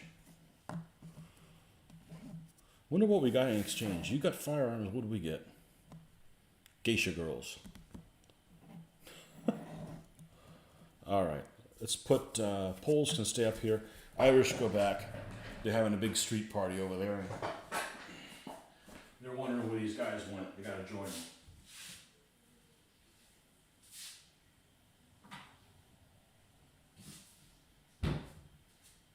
I didn't realize I had those camp guys for the samurai. That's pretty cool. The porters and stuff. That's pretty neat.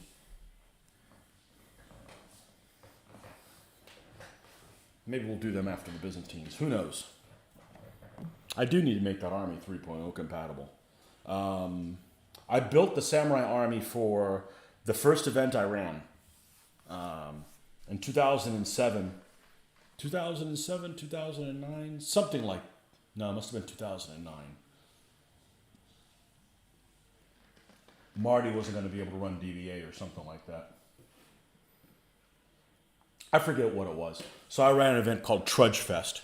And Trudge Fest is you could have any army except only one unit could be mounted. So I only have one mounted element for my samurai. And the rest of it's all foot. They even have a blade general. That guy kicked ass, first, no doubt. So, thank you very much for the Two Dragon Show. You're the man. Well, I have it.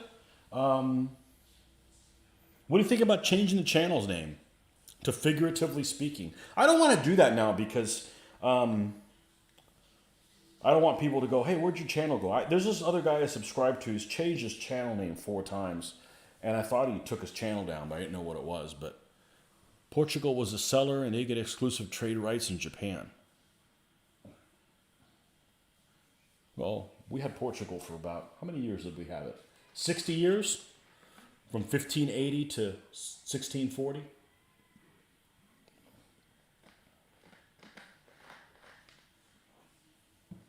Yeah.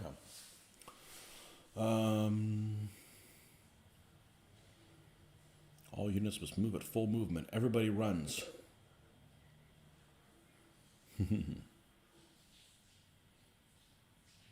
Yeah. I love talking about figures.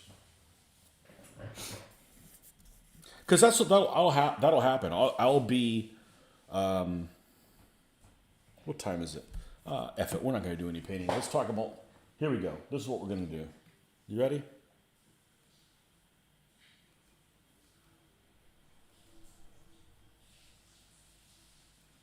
There we go. All right. We took the, what should I call it? That is such a good name, though. Figuratively speaking, yeah, it's figure-atively. Yep. It is. Maybe I'll just put my name and figuratively speaking in it. I'm going to see if I can change it and if I like it, and then you change your channel name and people will think you're running from bill collectors. Really? I just assume other people pay their bills too. Is that not the case? Let's talk more figures since we're on a roll. Even though I pulled these out yesterday on my own.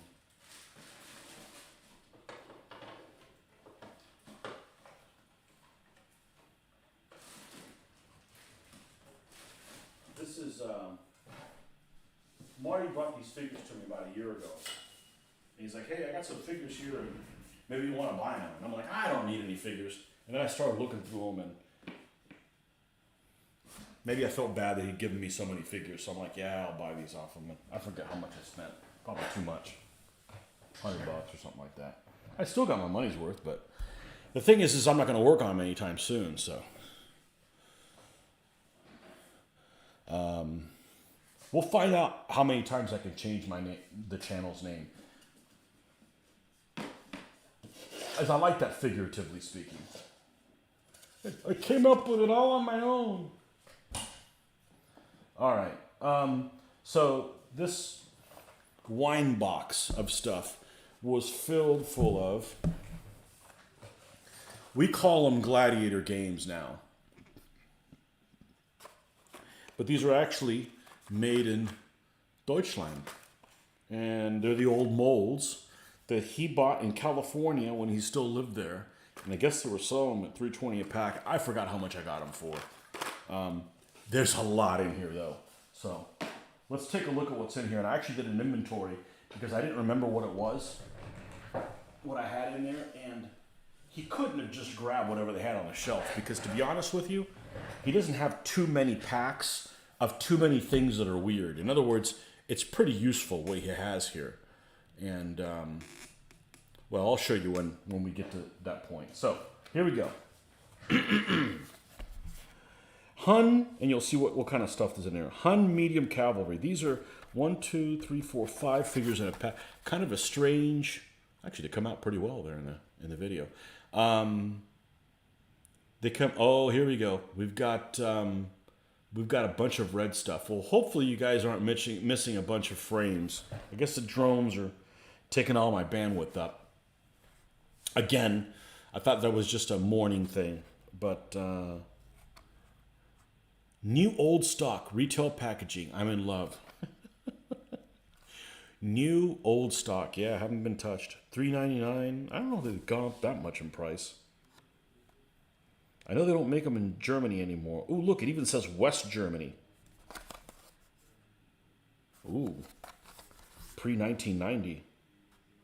Postfach 1200 Oberhausen 1, West Germany. This is not a toy. Oh, yes, it is. Tell me this is no toy. Huns. So this is cavalry for the Huns. Not light horse for the Huns. Cavalry for the Huns. I believe it may be one pose. And then I'll tell you what I'm going to end up doing with these guys. And you'll think I'm crazy. Here is light infantry spearmen for Huns. So you can use these guys as warband, although I think they're all the same pose, but that's all right. You know, you can mix them up on a different... Looks like they've got those fur coat type things, kind of like some of my Valakians had, made out of bears or boar or what have you. More Light infantry spearmen. I have 2 packs. So these are actually 10. Another weird number. 10 in here. So I've got 20 of these guys, and that's good because I need 16. Again, coincidental that it's like the right amount. I have a few extras of some things, but that one I'm actually okay on. Hun light archers.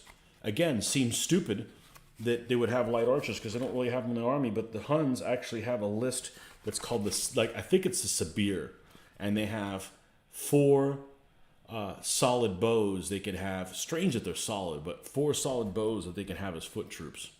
So here you go. Here's your 4. Well, here's 10 of them. So what, I need 16? There's another pack of them here somewhere. We'll get to them in a second. I didn't put these away in a certain order, did I? No. Here's Hun heavy cavalry. Not sure what makes them heavy as opposed to... Are those heavy or were they medium cavalry? What makes them different? They both have a buckler.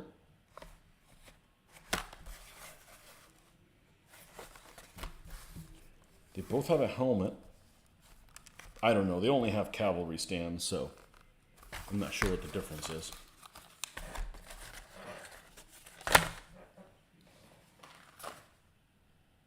Lombard Archers. So Lombard, for those of you guys that don't know, most of you guys probably know this, comes from Langobard, which means long beards. So you can't have Lombard troops. You can later on. But the original guys that came on, they should all have long beards. Okay, because that's where their name comes from. The Longbeards. For those of you that don't know. Most of you do. This is heavy cavalry, and this is Gothic heavy cavalry. Now, I've got some Gothic heavy cavalry leftover figures from when I did my Ostrogoths, so they would mix in nicely with these. And also, I'm looking for an excuse to buy some figures from Forged in Battle. And Forged in Battle, from what I understand, run on the small side, and these guys are kind of on the small side. Now, all of these horses are the same pose, unfortunately, but I don't think that's an issue. Should be able to make them work. There's a couple different poses and stuff in there, not a huge variety. Here is Kuman light cavalry. The Cumans, or the Cumans. Those, I believe, can be allies of the Byzantines. Some of their light horse are in there. Lombard nobles, so they should be nobles with long beards.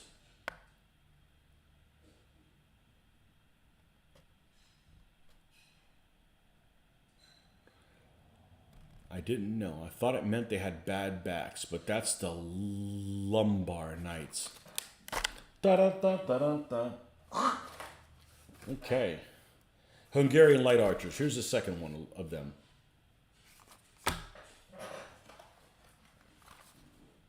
Medium infantry. Gothic. It's Gothic medium infantry. It doesn't say Gothic, but I looked it up. So, Warband. Again, I'd probably mix these guys with some Forged in Battle guys.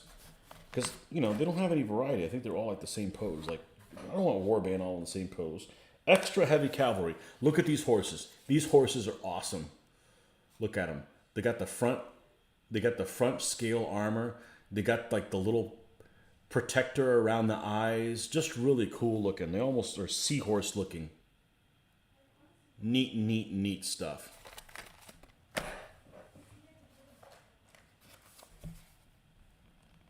Lombard Archers. Now we got 2 packs of them.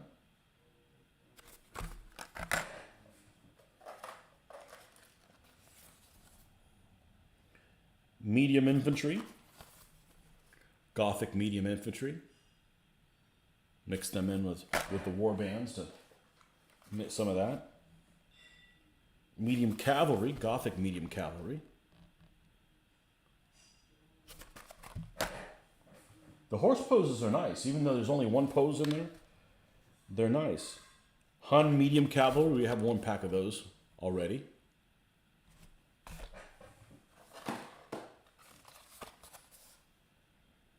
Kuman Light Cavalry. Now we got 2 of them. That's 10 figures of that. That's 5 stands of light horse. So that's plenty. Gothic Heavy Cavalry.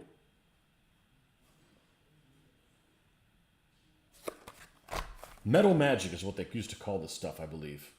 Oh yeah, Metal Magic. There it is. And then Gladiator Games took the castings, and then it was Black Hat for a little while, for 5, 6, 7 years, and now it's Gladiator again, carried by Fighting 15s in the UK. The land of Uck, the United Kingdom.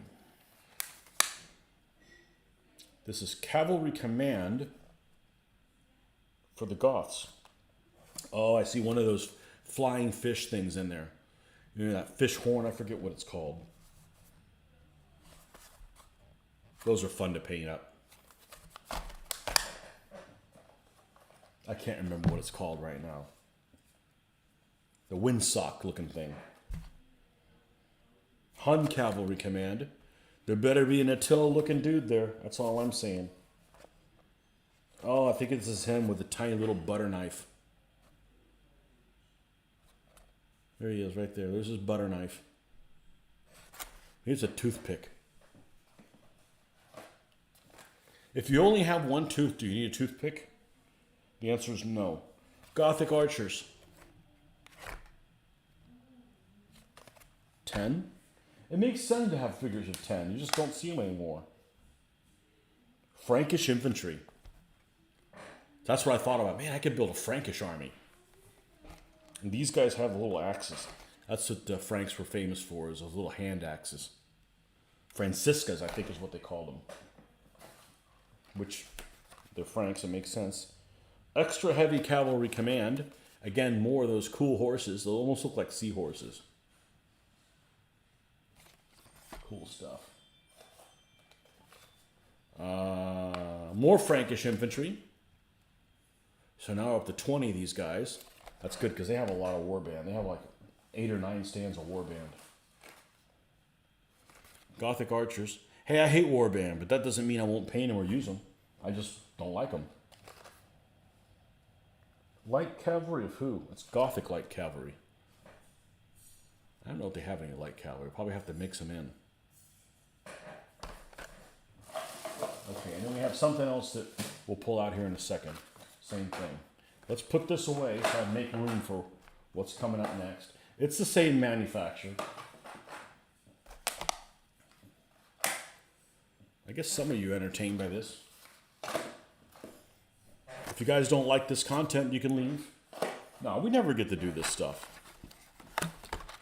I for instance, I love watching unboxings. I think they're super relaxing. I like hearing, you know,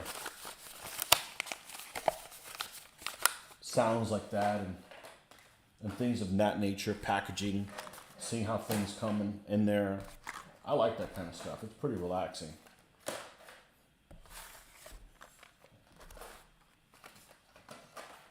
Some people have a nice meter to their voice that you get to listen to while they're unpackaging things. I'm not saying that's me, but there are some folks that do have very relaxing. There's one person I can think of that does a lot of unboxings, and they're extremely calming. Even though they sound like they wouldn't be a whole lot of fun playing a game with. I'm a lot of fun playing a game with. You don't believe me? Just ask me. Romans called the half-armored cavalry Clibinari. All of them, even the bad guys, even the barbarians. I didn't know that. I didn't know they called everybody that way. All right, so this, I actually opened this. This was a Hun army pack of some sort. I don't know that it was a DVA army pack. Same figures, but I'll give you a closer look at what some of this stuff looks like. Let me make sure this is in focus. It's not really. We're getting a lot of glare from my light is just too good.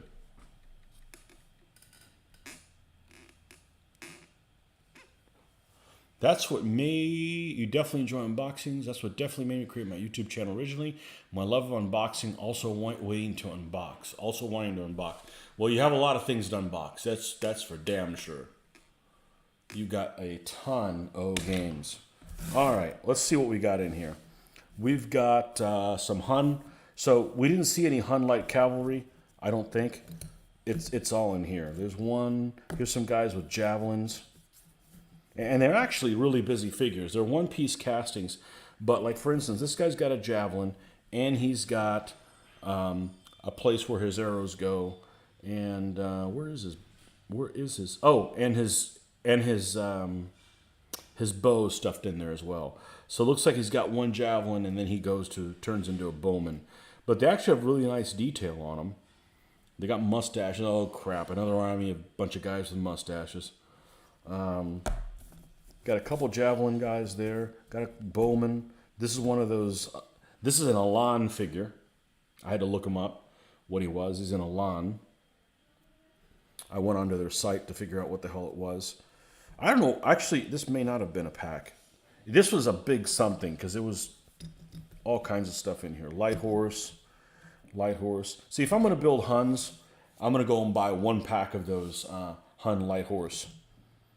And they have lots of varieties of figures and mix these guys in with them. And just give them some variety. See, lots of these Bowmen. Well, it'd be nice if I put them on the screen, wouldn't it? There we go.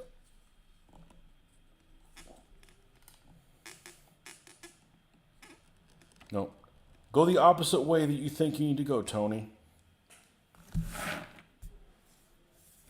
That's an Elan guy.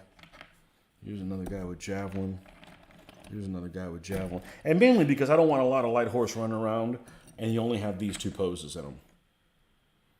You know, you can do better than that. You need to make light horse interesting, because otherwise it's just like, oh yeah, another light horse guy. Yeah, whatever, you know.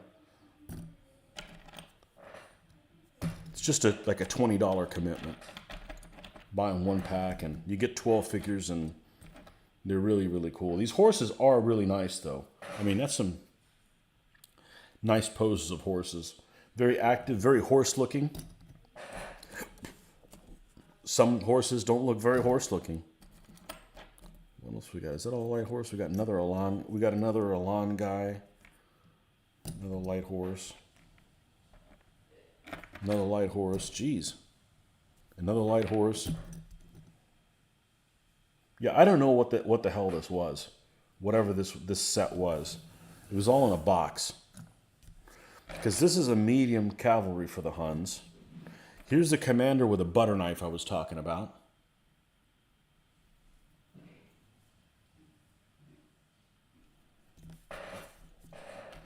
And there's no other Hun guy.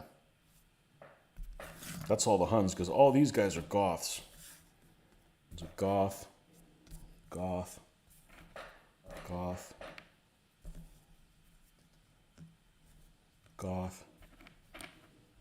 Oh, okay. Here's the Hun guy with his little standard. He's got the oxtail or whatever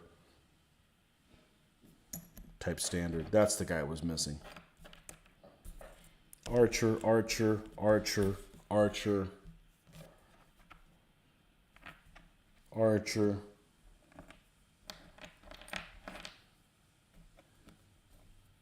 Here's one Warband type figure for the Goths. Here's another Warband type figure for the Goths.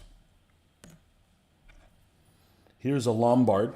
This has got to be a Lombard. Look at his beard. Well, let me put on my glasses so I can see if you guys can see it. Nope, you can't. He's got a full beard. Another Goth. The horses that go with him. Alan's descended from the Sarmatians. Absolutely. They're in the same part of the world there. Yeah. So I went through yesterday and actually made a note of what packs I had and of each in my shitty speed writing. I don't have bad handwriting, but when I'm in a hurry, I just throw shit on there. Yeah, and it's a nice compliment to, you know, other things that I have, so. I actually thought that the foot Huns were useless, and then I realized, oh, there's one of the lists actually has Warband, Hunnic Warband, not Gothic Warband, because Attila's army has Gothic Warband. Oh, and yeah, actually had Hunnic Warband and Hunnic bows, foot bows, which surprised the living hell out of me. So that's wonderful.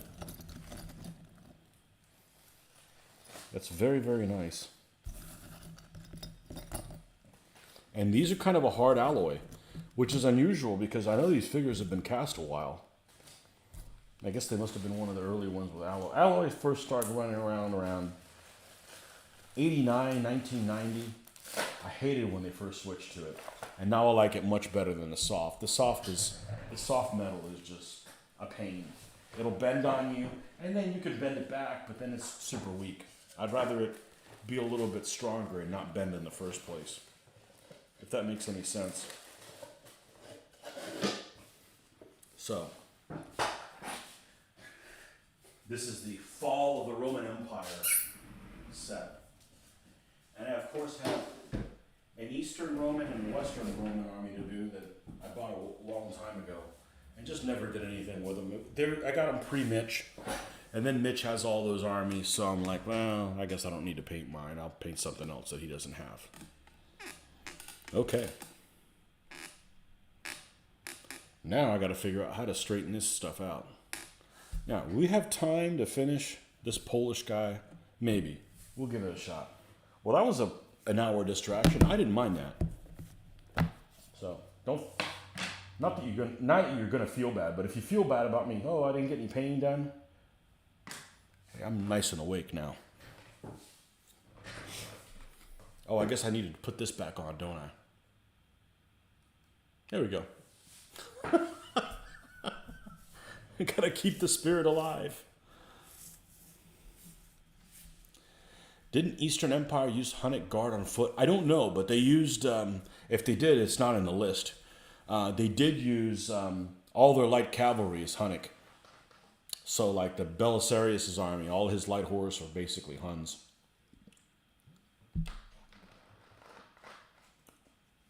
So, and I'll be building those guys as well.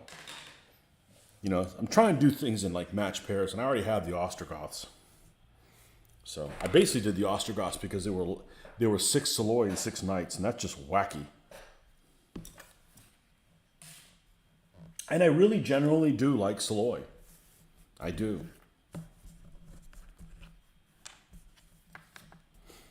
Mainly because lots of people don't respect them. So, well, there's your opportunity to teach unbelievers a lesson. That everything has a purpose.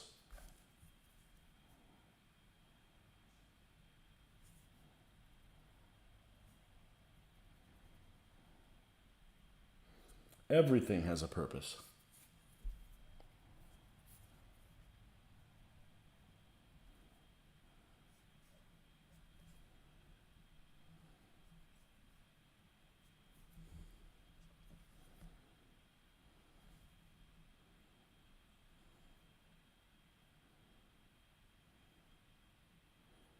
Samurai. Yeah, I'll use those guys as the monk figures, the fast blades. I don't need to go out and get the right ones. So anyway, so I have to contact Old Glory because it's been about 3 weeks and I haven't gotten the stuff yet. But I know the last time I ordered from them, and I don't remember what the hell it was, but it took a while to get it. And the stuff needed to be cast to order. That was that was a while ago. It was pre-pandemic.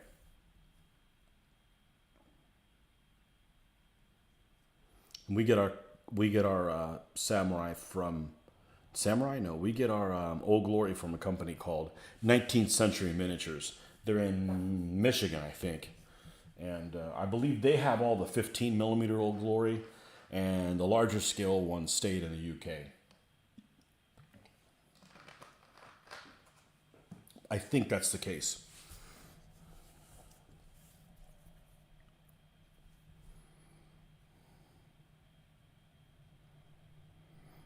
Unfortunately, with Old Glory, none of these figures are made by my hero sculptor. even though he was one of the people, as I understand, that started Old Glory.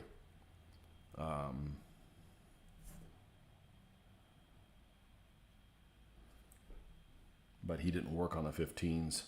The 15s for the ancients and medievals anyways, because he does have Napoleonic and American Civil War 15s in Old Glory's listing.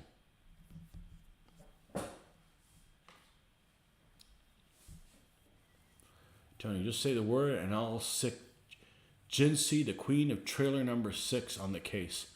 Old Glory will get your stuff shaped. Jinsey, is that her name?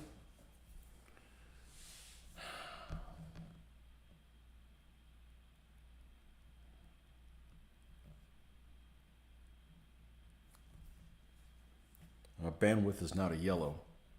It sucks that I can't get a good consistent thing here, and I can't get faster internet.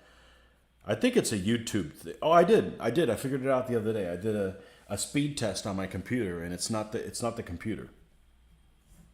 It's not even the internet here. It's going through YouTube. They're just spending too many resources showing you guys live footage of the war or what have you. That's what I'm gonna blame it on, because it didn't happen until about that time, till the end of February when the Russians went in. Well, I should just hurry up and just get their ass beat so they can stop that thing going on and I can get better bandwidth.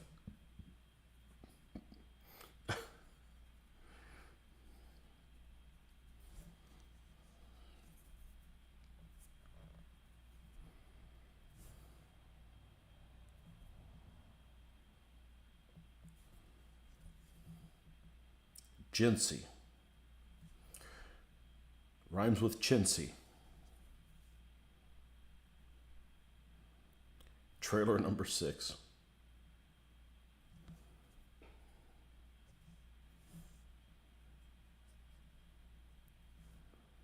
Yeah, some people just want attention, no matter whether it's good or bad.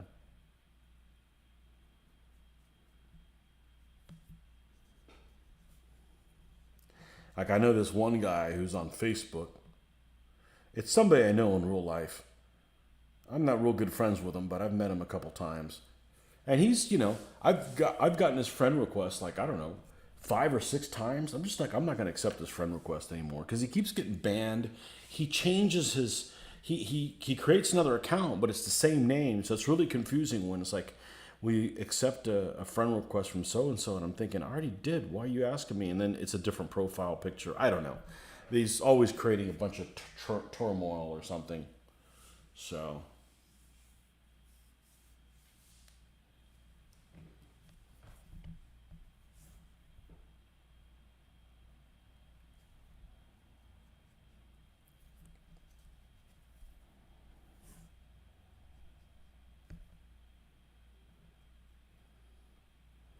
But this basically has kept me from doing any video games. I don't really do video games anymore. It's much more useful to sit here and chit-chat with you guys and eventually create something that'll be able to show on a video is a lot better than just sit there and play something that only I can talk to myself about. Not very exciting. You're going to make an order Essex miniatures because I like their Auxilia Palatina. Looked at shipping cost and changed your mind. Yeah, it's out of control, isn't it? And there's places that are worse. Don't order anything from Italy.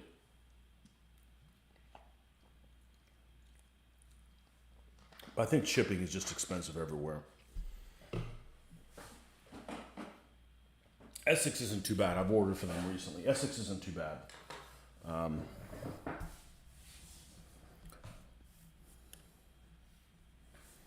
It's 20% of your order or something like that, and there's a minimum. There's a minimum of, you think it was a minimum of, it's like 20% of your order and a minimum of 10 pounds or sterling or something like that. But at least they ship it quick, because if I was in a hurry for those Old Glory figures, I would have been up a tree. Because I ordered them on the 5th of March, and I've gotten no notification that they've shipped, and they haven't received them yet. So maybe, I don't really want to bug them. I don't really need them right now. The only reason to have them would be so I could do an unboxing on them, but I'm not going to mess with them just yet. We still have 4 more nights to paint after this and base them, and then we'll need them.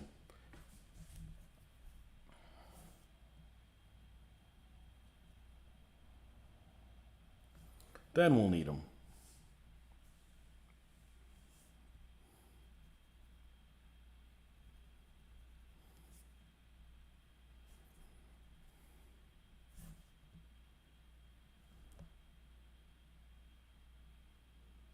And speaking of Essex figures, this is an Essex figure.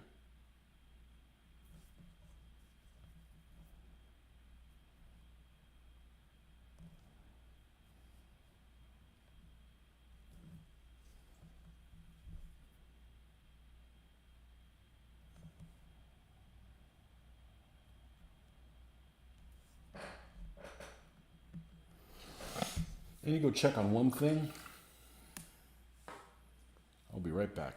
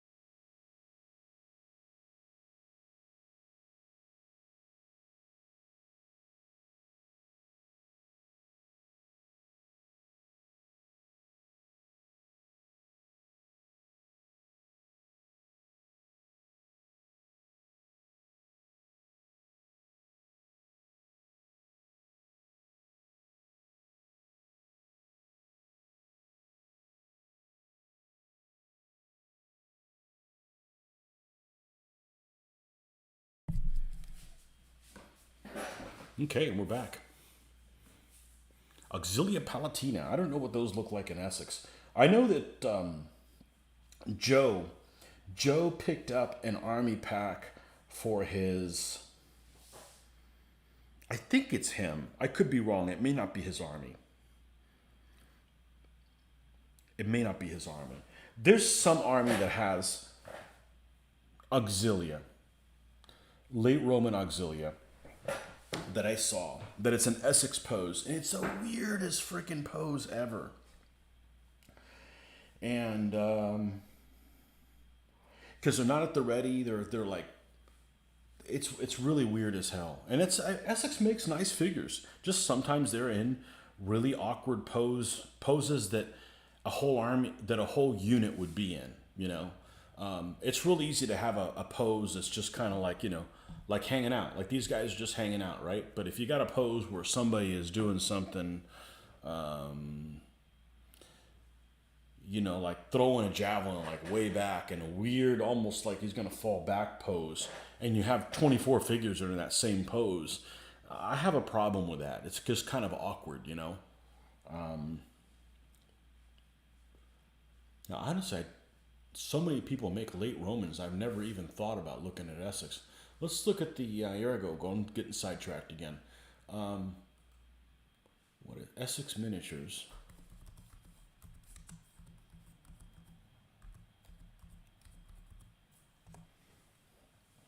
And they have they're one of the better websites. Essex has one of the better websites. They're probably going to be under.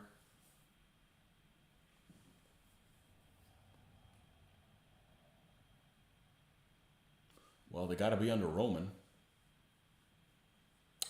And assuming they're in order, they're probably going to be on page 3. Late Imperial.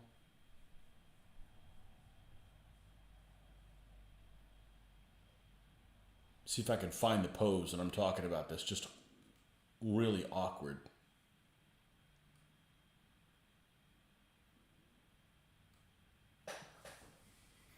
Yeah, okay. So if you look at code RO39, Middle Imperial Roman, assorted Auxilia Infantry with javelin and shield. There's 2 poses that look like they come in the pack, right? His entire army had only one of the pose, and it's the guy that's like kneeling on his front leg, and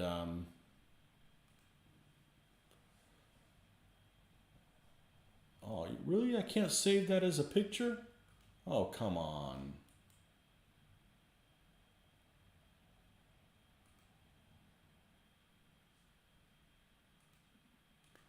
Won't let me do that. How about open image and new tab? Okay, now. No. Save as a WebP file. No.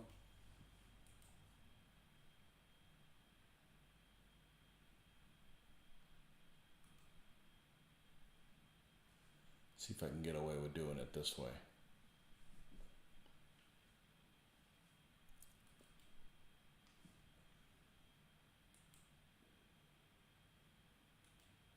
No, I can't show it to you guys. Anyways, it's under Roman. It's code RO39, and there's 2 pictures. There's one of them that kind of has his javelin up at the ready, and the other one is almost like he's kneeling forward, getting ready to throw it, down in like an anthill. And every single one of his auxilias was in that one pose, and it's just really weird, just really awkward. You curious why the Romans started wearing those caps, fur or cloth? Maybe a Jewish influence. On the Palatina? I'm not sure. I think I know which ones you're talking about. They almost look like a little Russian fur hat or whatever. Yeah, I don't know why they started wearing those. There's a couple headgear that are really annoying looking. One of the worst ones, one of the worst headgears of all, I think, is if you're doing World War I Germans, like the little field caps that they had that just look like sailor hats. Those look so stupid. The rest of their uniform looks just fine. And just the little, like the field caps, they've got no visor or anything. They just, like, why even bother wearing it, you know? Because I was about to say, I don't wear hats very often. Well, I wear hats because I don't want to put junk in my hair right now. But they have a visor, right? It has a purpose for wearing a hat. But They didn't wear those things just because they didn't want to put crap in their hair. I think they look stupid. I can't stand them.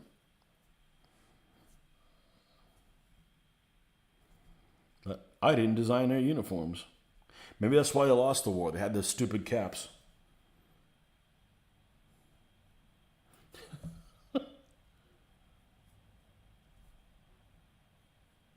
Hey, it's a reason. It doesn't have to be a good reason. Here's your reason. We should be able to get this Polish Knight done. Even with the side tracking. I didn't mind that. I wanted to look through the samurai anyways. And now I'm not so dead set on, I have to get actual monk figures. I think those guys with the headbands would work just fine for them.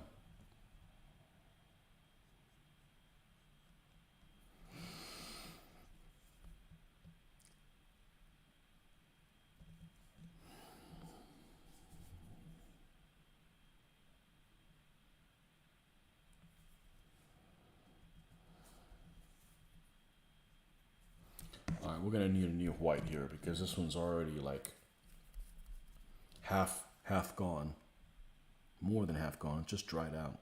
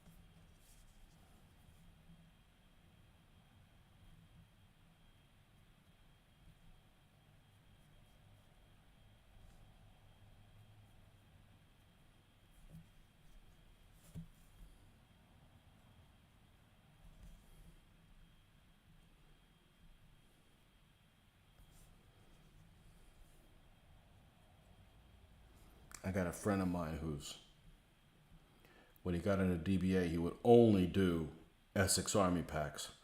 Because unlike me, who wanted to choose exactly who they wanted to paint, he wanted somebody else, I guess, to decide for him. And he didn't want to have any extra figures. You can see that's not my problem. My problem, I have zero problem having extra figures. I welcome it. He claimed he didn't want extra figures because he didn't have space for it. That doesn't take up any space, So.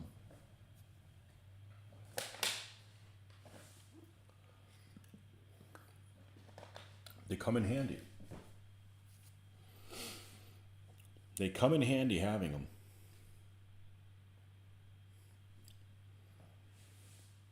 So I need to threaten those guys in an email with Jinsey paying them a visit, huh? Nah, I'm just glad I ordered that far in advance. And I like Old Glory. Yeah, I pretty much, other than the splintered light figures, I pretty much like everybody. I painted some irregular figures. They look fine. And they're definitely old school. I painted Mike's models. It's only splintered light I don't care for. And, fortunately, they don't make really subject matter that really interests me anyways. They're very limited. They were actually on a roll. They came out of nowhere and unlike Kurasan, who's just constantly been adding more and more figures to their lines, they have fantasy and stuff that I think is their focus anyways. But I don't really care how they look, You heard the infamous Roman helmet came from a British design that had a brim out front like a baseball hat. Romans turned it around to make the brim a net guard, added the cheek pieces. That's interesting. Yeah. It's because it's kind of like a lobster pot, isn't it? Were you the one that said? I think it was you, Kevin, that said that the only real Romans are the impies. I think that might have been you. I have one of those armies. I have an impy army to do. I just haven't done it yet.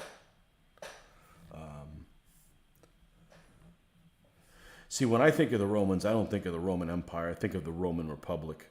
Maybe I'm just skewed by the periods that I'm interested in. By the time that the early Imperial Romans were coming around, I don't think any of their enemies are really interesting.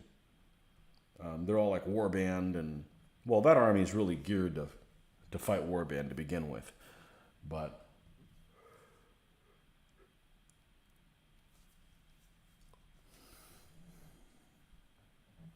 I just don't think that their enemies are very, very interesting. That reminds me, I got to finish watching that Netflix show that was on the Teutonberg, whatever the hell it was called. What was it called? I think it's called Barbarians. How unique.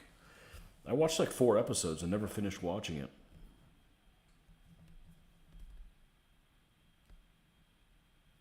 That's not an infrequent occurrence. I get sidetracked watching something, I don't go back to it.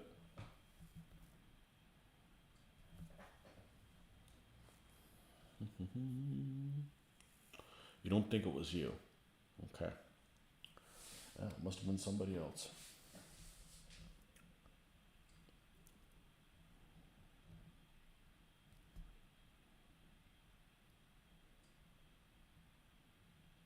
It's funny how different rule sets deal with something else. I think that early Imperial Roman in DBA is not a very good army.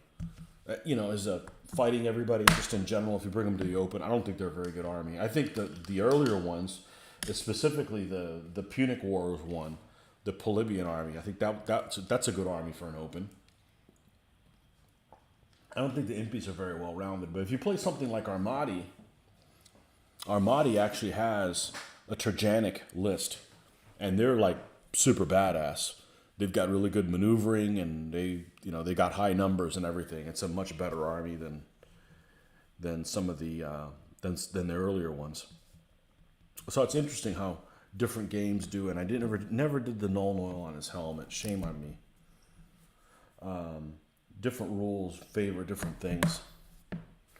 And that rule set, one of the power armies, I believe, is the Mongols. And in DBA, the Mongols are just,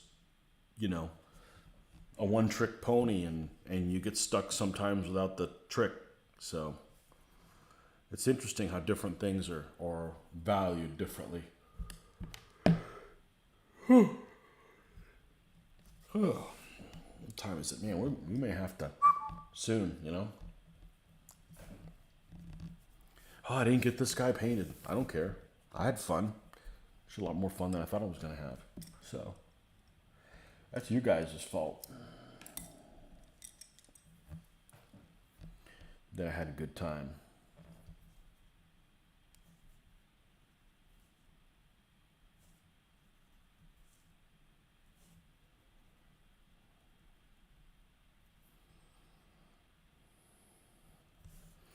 The other nice thing about painting in the evenings, I'm busy, which means I can't go and have a snack that I shouldn't have.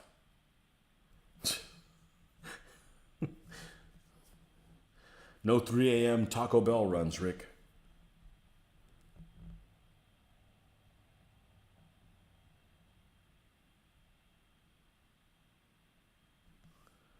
You try to go to bed hungry.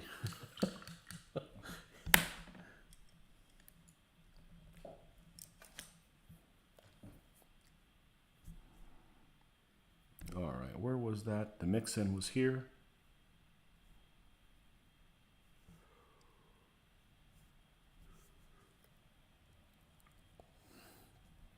Yeah, the connection's still spotty.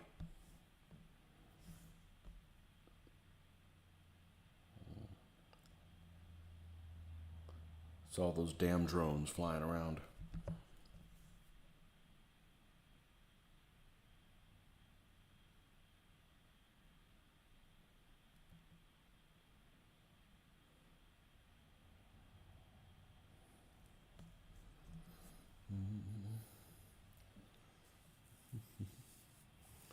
Did I miss dinner? No, I did not. Hell no.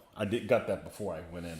But what'll happen is like around 8 or 8:30, I'm like, oh, I want something sweet, which to me just means I have an apple or something like that. I don't need to have, something really bad for me. I'm fine having a piece of fruit, but shouldn't really be eating that late. No, I when I walked through the door, so I was already fed by 6.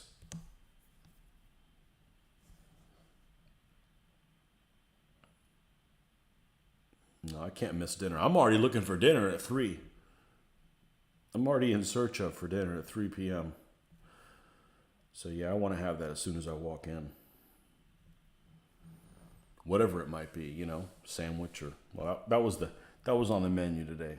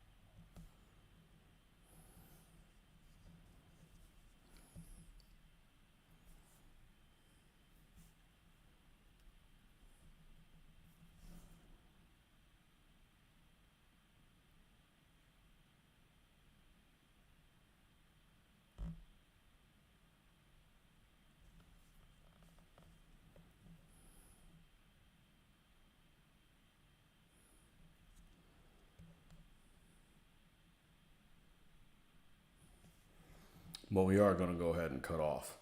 We'll do the final highlighting there in the morning, probably. Because I got to wait for that to dry a little bit more. And I should go to bed. I tell you, that one night, that Monday night, staying up till like freaking 1 o'clock. And then I ended up getting like 4 hours of sleep, 3.5 hours of sleep. Really just threw me off, so. But anyways, there'll be more painting. Definitely through the weekend. I shouldn't be traveling, so. Well, hopefully you had a good time talking about figures and a little bit of painting and chit-chatting. And we'll catch you guys later on in the week. And